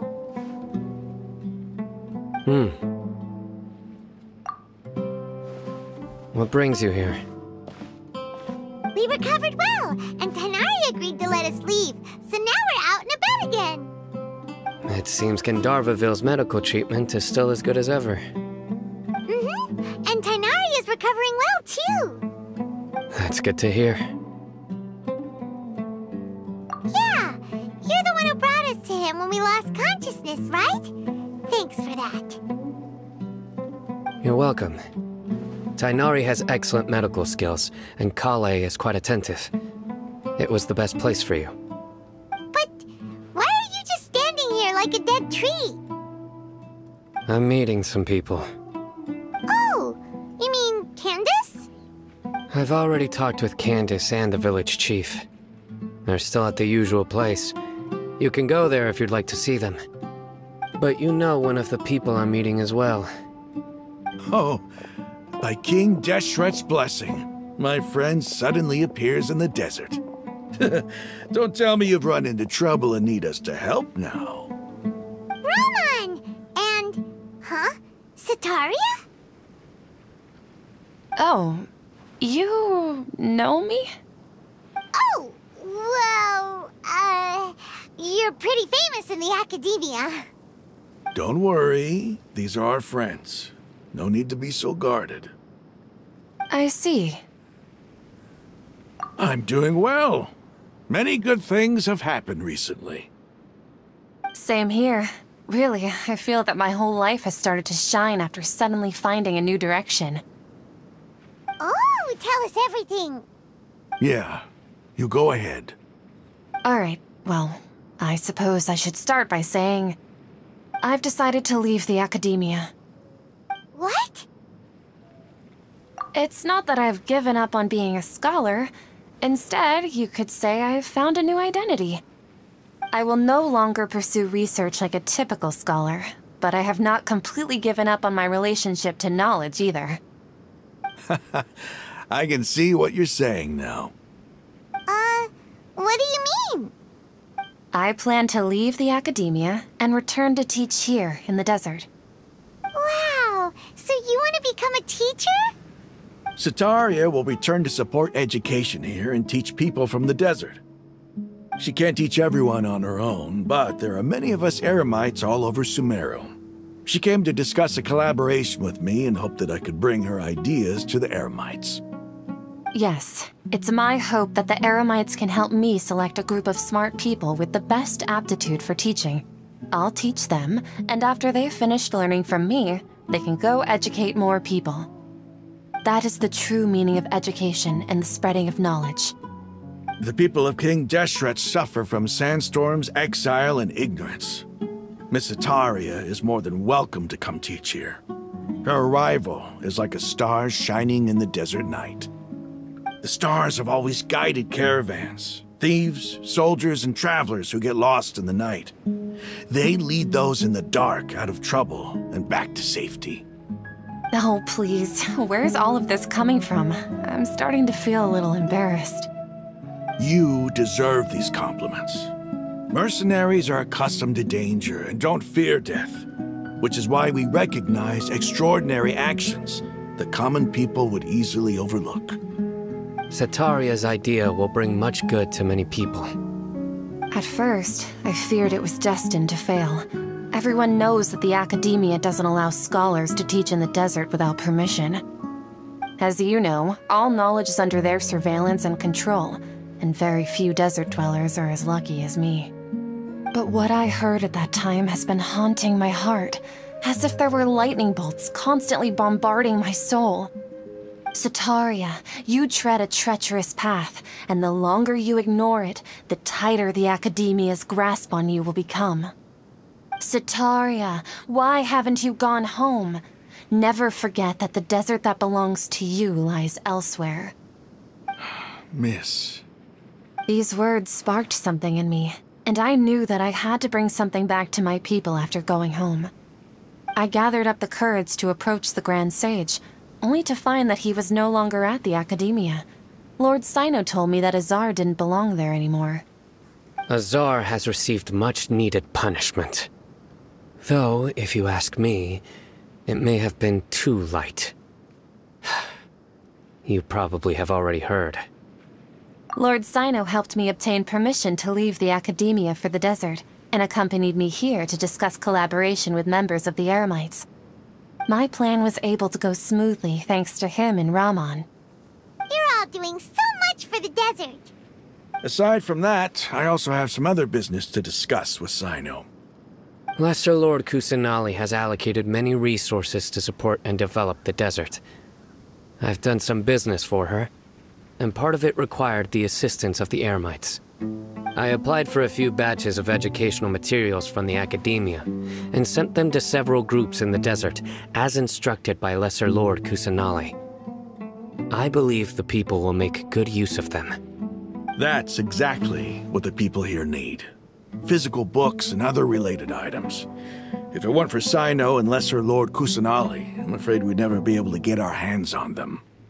Apart from this, the Academia is also recruiting scholars that are willing to teach in the desert. I'll let you and Setaria know as soon as I have any more news. We must be persistent about this, and maintain these resources to ensure long-term effectiveness. This is the first time in hundreds of years we've had a glimmer of hope. I think this may be the turning point for the desert. Remember these words. Here lies our faithful priest, Kasala. His wisdom is a miracle among the people, deserving of high praise and admiration. I hope people with wisdom like that priest will rise again among the desert dwellers. Then we'll once again see the wisdom and glory that once shook the world. Enough about us. Are you here to discuss some business too? No, not at all. We're actually here on behalf of Milu. Nilu wanted to write to everyone, but she wasn't sure where the letters should be sent, so she asked us to come find everyone personally. A celebration feast will be held in 2 days at the Grand Bazaar. She hopes that all of you will be able to attend. At the feast, we'll also be celebrating Sino's reinstatement as General Mahamatra. Although, judging from your appearance, it seems you've already been reinstated. Paimon thought you would only start working for the Academia after the feast. Celebration? Feast? It's the first I've heard of it. Tighnari was right. He really didn't know. This feast is for you, Sino. Sounds to me like you'll have to be there. It's rare to see that kind of expression from Lord Sino. You must not like feasts very much. No, not really. But I'll go. Well, I still have a lot to handle here. Besides, I need to look after Miss Sataria in the desert, so I'll have to pass. I'm afraid I won't be able to join you. Although, if you'd be so kind, please give a message to Miss Nilu for me. The message is, I'm sorry for how I treated you before, but now I understand the beauty of your dance. It's like a light shining in the sky. You and the art you symbolize are not only beautiful, but also lively and powerful, so much so that it was prohibited. Please keep dancing, and someday I'll be able to appreciate your art in person. Okay, we've got all that down. Our job here is complete as well. Oh, Sino, remember, party's in 2 days. Make sure you're there. Got it.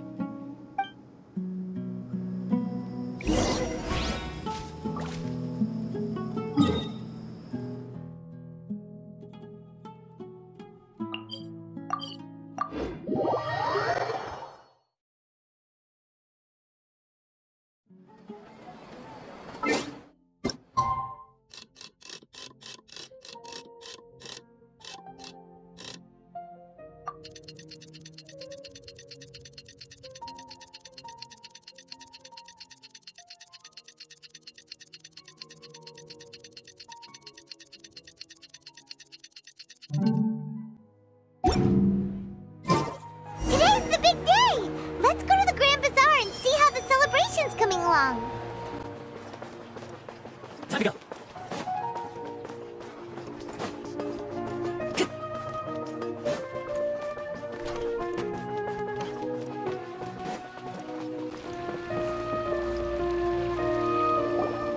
Everybody's already here. Looks like we're the last ones to arrive. I'm here. Ah, there you are.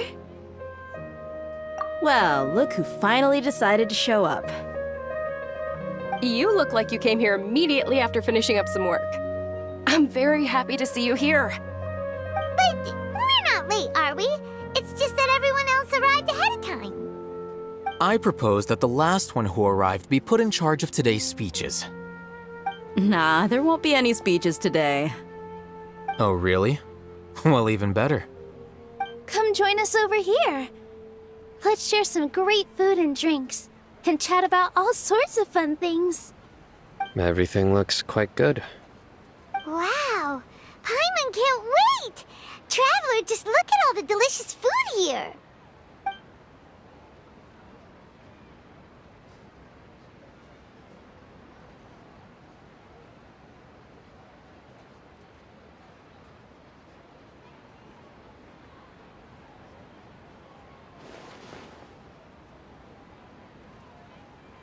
Whoa! It's so delicious! Oh, this grilled meat tastes amazing! The food was specially prepared for you by everyone in the Grand Bazaar. And we have gifts that were sent by the residents of Sumeru City when they heard we were holding a feast. Everyone that came said that you saved Sumeru, and wanted me to thank you all on their behalf. Ah, feels kinda nice to be seen as a hero. I could get used to this. Being a bodyguard is also a hero's job. You've always been amazing, Dia. My lady sure has a way with words. Thanks. I'm glad to hear it. And I'm happy to meet everyone that participated in the great plan. Don't mention it. Come to think of it, we've really done something impressive together. It's unbelievable. We owe it to our abilities. And luck. Really? Why do I remember everybody thinking that luck was against us and feeling like we hardly had a chance of succeeding? That's how I remember it too. It's luck that brought us together, and it was luck that let us form a team. Then, it took even more luck for us to formulate a plan and implement it successfully. Moreover, judging from the results, everything worked out well. Yeah, everyone gave it their all when it mattered most. It was almost like a performance. We took the stage and put on our best show. Everyone played their part, and thanks to everyone's efforts, the performance was a great success. So, would you say we're good actors too? It's such a blessing that Lesser Lord Kusanali was able to return to power at the Academia. Yes, even after being abandoned and neglected so many times, she's finally returned. Uh-huh. Lesser Lord Kusanali once used all her power in a great disaster, which resulted in her losing all her wisdom and memories of the past. The Academia basically abandoned her because of it. This should be something everybody should remember. Huh? You look surprised. I didn't say anything wrong, did I? No, everything you said is correct. That's good. Something wrong? Yeah, what's with that face? You knew all of this already. Even if those two giants of the Academia are here, I still have to say it. Those sages really have some nerve. 500 years ago, Lesser Lord Kusanali used all her power for the people of Sumeru, and what did they do in return?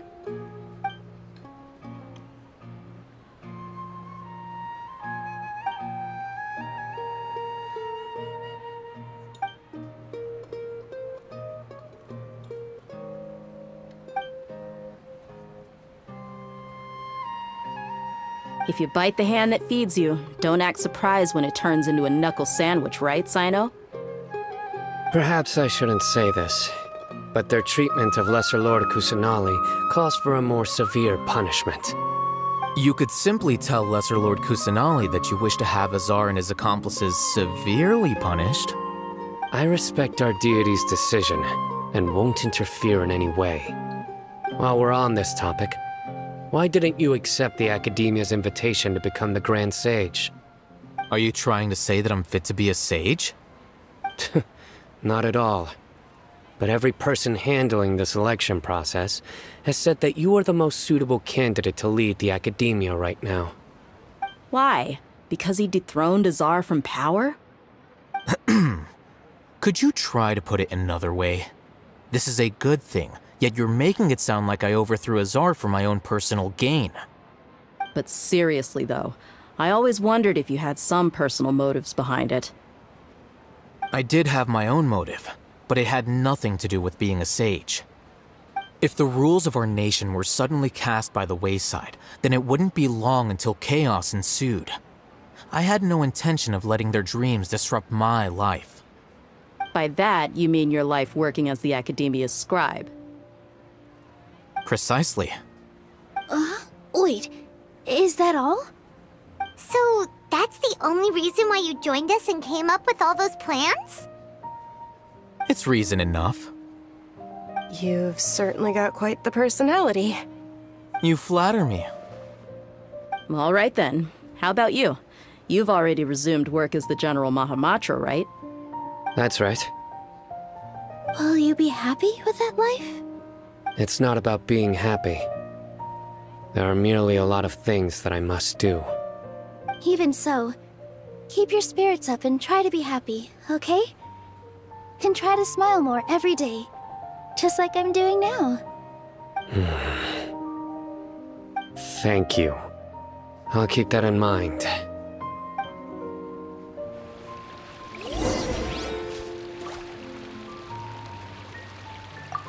I seldom participate in such lively gatherings, but the atmosphere here is quite good. No, this gathering today has a unique meaning. The Grand Bazaar is lively because the people here feel happiness from the bottom of their hearts, unlike the farces at the Academia. That happiness is an emotion that'll be forever alien to those bookworms who have driven themselves insane by studying. I seem to have taken both keys when I left the house. Oh well.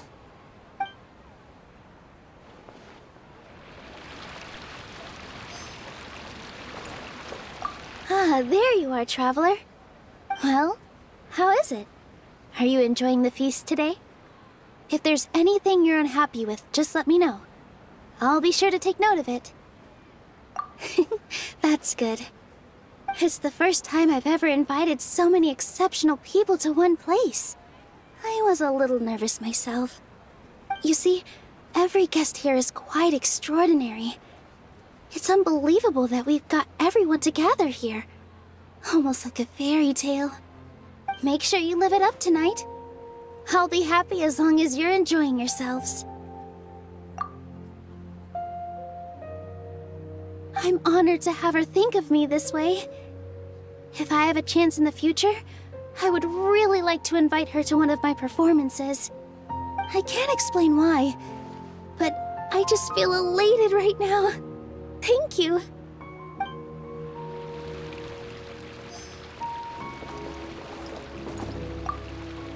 My lady, the grilled meat over there is delicious. Have you tried it? Yes, I also tried some fruit just now. Oh, they're very sweet. What an amazing place to relax. No wonder everybody likes to rest at the Grand Bazaar. You said it. Oh, look who else is here. Hello! Oh, I'm so happy Nilu invited everybody. Oh, now I have the chance to meet all the heroes. Hey, less of that polite chit-chat and more eating and drinking. The feast is about having fun, not stuffy formalities.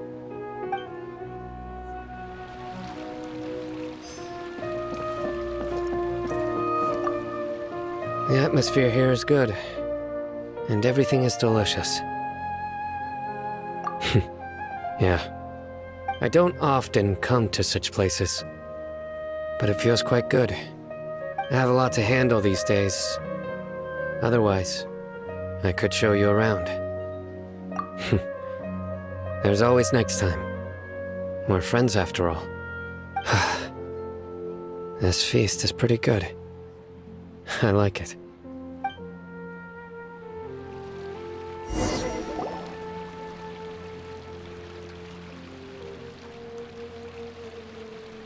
Hey, what's wrong? Your head is starting to droop. Hey, you can't just fall asleep here. Paimon will go find something delicious for you to eat. You'll wake up once you've put something yummy in your tummy. Of course, just wait here for Paimon.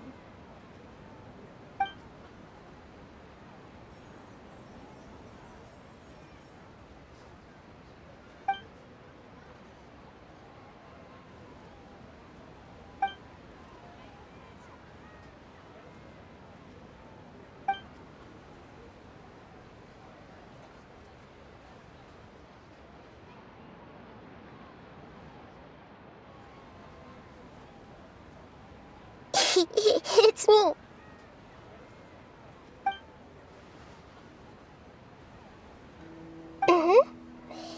You may blame me for being a bit too self-indulgent. I was thinking about talking with you, and the next thing I knew, I had made a connection with you. The connection between us is amazing. It's like flora and the fence it grows upon. I heard there's an amazing celebration feast today at the Grand Bazaar. I wanted to have a look for myself, so I snuck in. Lately, I've been so busy dealing with all the fallout from recent events, so I really haven't had any free time. Although you've already helped me with a lot, there's still one more thing I hope you can help me with. Please say thank you to everyone for me. Oh, is it not convenient for you to do that for me?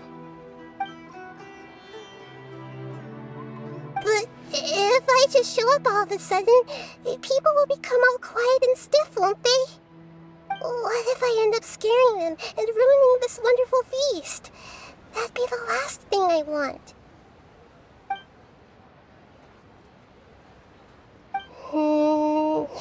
Let me think about it. Okay. Yes, I have.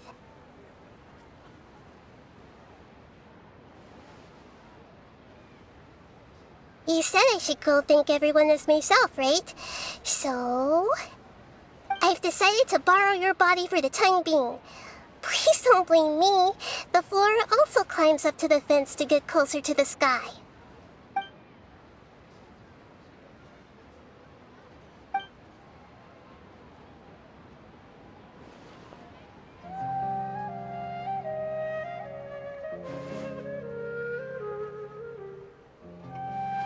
everyone. Are you awake now? Paimon was just about to bring you the food. It's me. Huh? That voice. Nahida? Hold up. What's going on? I didn't expect to have a conversation with the consciousness of Lesser Lord Kusanali in the Grand Bazaar. Interesting. Is this also a part of the feast?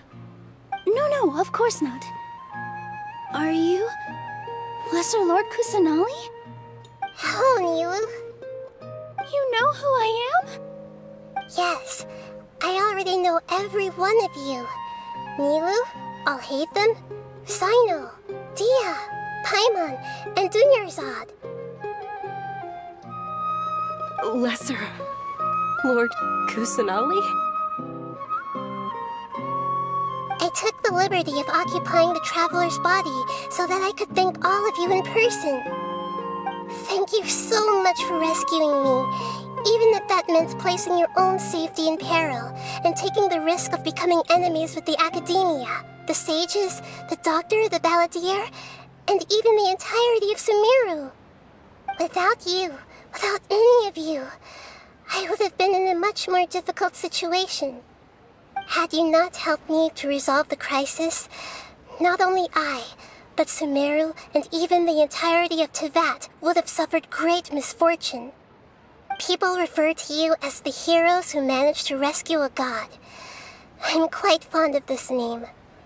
It not only explains your identities, but also bears witness to your relationship with me. Please, allow me to present to you my most sincere gratitude. Lesser Lord Kusanali, you have done so much for Sumeru, and I didn't even have a chance to do anything for you. You don't have to do this. Dunyarzad, the suffering you endured during your illness is also proof of you being with me and praying for me. Thank you. You don't need to be so ceremonious. It's always been my duty to protect you. This is how the relationship between the Academia and Dendro Archon should be. We just did what was necessary and set things back on the right path. You're an Archon, but you act so humble. You really don't need to be so polite with us. I'm honored to have been able to take part in this plan. I hoped you liked the dance I dedicated to you. Thank you, all of you. Thank you so much.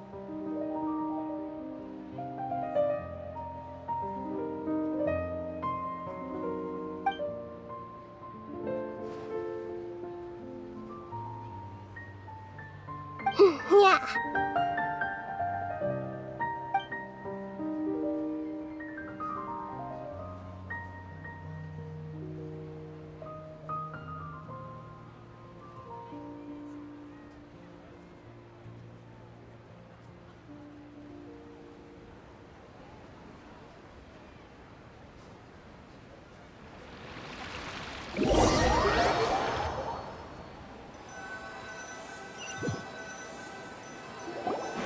Are you awake? Did you rest well? After Nahida left, you ate a lot of food. You've become a glutton. That just means you still have a lot to learn from Master Paimon, the Sage of Gluttony! Alright, since you're awake now, should we go and have a chat with Nahida? She should be in the Academia right about now. If you have any questions, now's your chance to ask.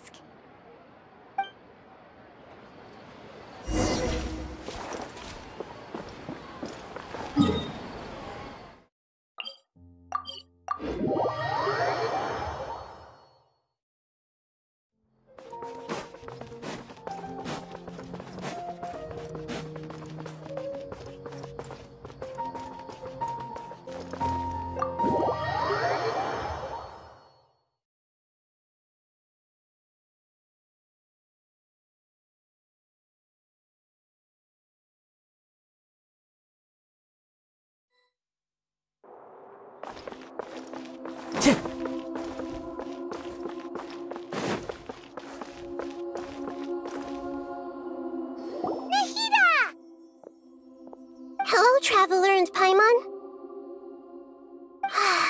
fantastic night. I'm still immersed in all the happiness and joy, like a candle floating on water. So are we, and that's why we're here to talk with you. Is there anything you want to know?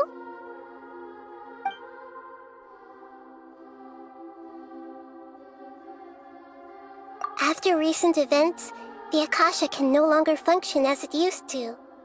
I've given it some thought, and have decided to shut it down permanently. But this is definitely not a bad thing. Even from the beginning, I've been planning to shut it down. The Akasha's centralized administration of knowledge has always restrained people's curiosity and curtailed the number of paths available to them. I don't think this is good for Sumeru. Although people may initially feel a little uncomfortable with the loss of the Akasha, they will soon understand that this life is more suitable for them. And as for the future of Sumeru, I'm preparing to regain control of the Academia. The former sages have received their punishment, but the new sages have yet to be selected. I will oversee the process personally. I hope that the new 6 great sages will be more focused on academics. Sumeru needs such leaders more than ever. The other big issue is the people of King Deshret. All the residents of the desert, in fact. They have been mistreated for far too long. I've already taken some measures to address this. It will take some time to rebuild everything, but no matter if it's culture, friendship, or trust, we will rebuild it. You mean, what happened after the doctor put you to sleep? Not exactly. The top-ranked Fatui Harbingers, up to number 3, possess power comparable to that of gods. I was no match for him in that kind of situation. However, in spite of the bad situation, I still managed to make a fair deal with the doctor. I'm sure you remember the entity that changed your fate, the Heavenly Principles. In fact, the Heavenly Principles has been quiet since the Conria disaster 500 years ago. I used this point as leverage against the doctor. I told him that the Heavenly Principles may be awakened if I destroyed Enosis. Although it's just a bluff, he still fell for it. I assumed that the Heavenly Principles wouldn't just stand by and let such extensive damage to its laws take place. And as for what I exchanged for the Gnosis, the exchange served as both punishment for the doctor as well as a boon of new knowledge that... He's still in a coma. I've hidden him like how one would hide a feather. I know you have many misgivings about him, but as someone who had become a god, he has retained a number of very useful features. Don't worry, I'll keep an eye on him and make sure he doesn't do any evil. In addition, there are still some mysteries left in him. Some things may be very clear from my perspective, but he is still yet to understand them himself. His future will be determined by fate. Is that where you're headed next? Fontaine, the Nation of Justice? As far as I know, that nation operates in a judicial system. Does their Archon personally judge people? No, there's a Chief Justice in Fontaine. Generally speaking, the Hydra Archon, Focalor, won't preside over individual trials. However, even then, Focalor will still make herself present at just about every trial. It seems that she just likes to immerse herself in that sort of atmosphere. As Archon, she still reserves the right to influence the final verdict. Anyway, let's just say she's got, a very unique personality. Are you sure? Isn't there something else you haven't asked about yet? Huh? You mean... About your brother. While you were resting at Gandharvaville, I took some time to perform an Irminsul search for information on your brother. Yeah! Isn't Irminsul a repository for all the information and memories of Tevat? So there shouldn't be anything on her or her brother. This is true in your case. Irminsul indeed does not have any information on you. However, there must be something different about your brother, because as it turns out, the world has recorded information on him after all. What? There's only one possible explanation. He belongs to this world.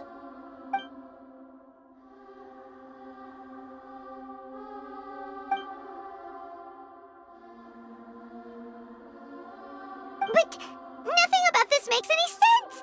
Wasn't this your first trip to Teyvat? According to the records I was able to access, your sibling suddenly appeared in Conria. After the Conria disaster, he began his journey through the 7 nations of Teyvat. But just as his journey was about to reach its conclusion, the Irminsul records on him suddenly become fuzzy. What do you mean, fuzzy? Did something happen to him? All I know for sure is that somebody, for reasons only they can know, is deliberately obfuscating his fate. And whoever it is, if they can do that, who knows what else they're capable of. But even that wouldn't explain how he somehow comes from this world. Something else I noticed was that according to these records, the Fatui have not classified your sibling as one of the Descenders. What's a Descender? Paimon's never heard of it. Look, I'm sure you must be curious about the information I received from the Fatui in return for my gnosis, right? A very important part of the intel was about this world's Descenders. External beings, ones that don't belong to this world. Traveler, you are Teyvat's 4th Descender. Huh?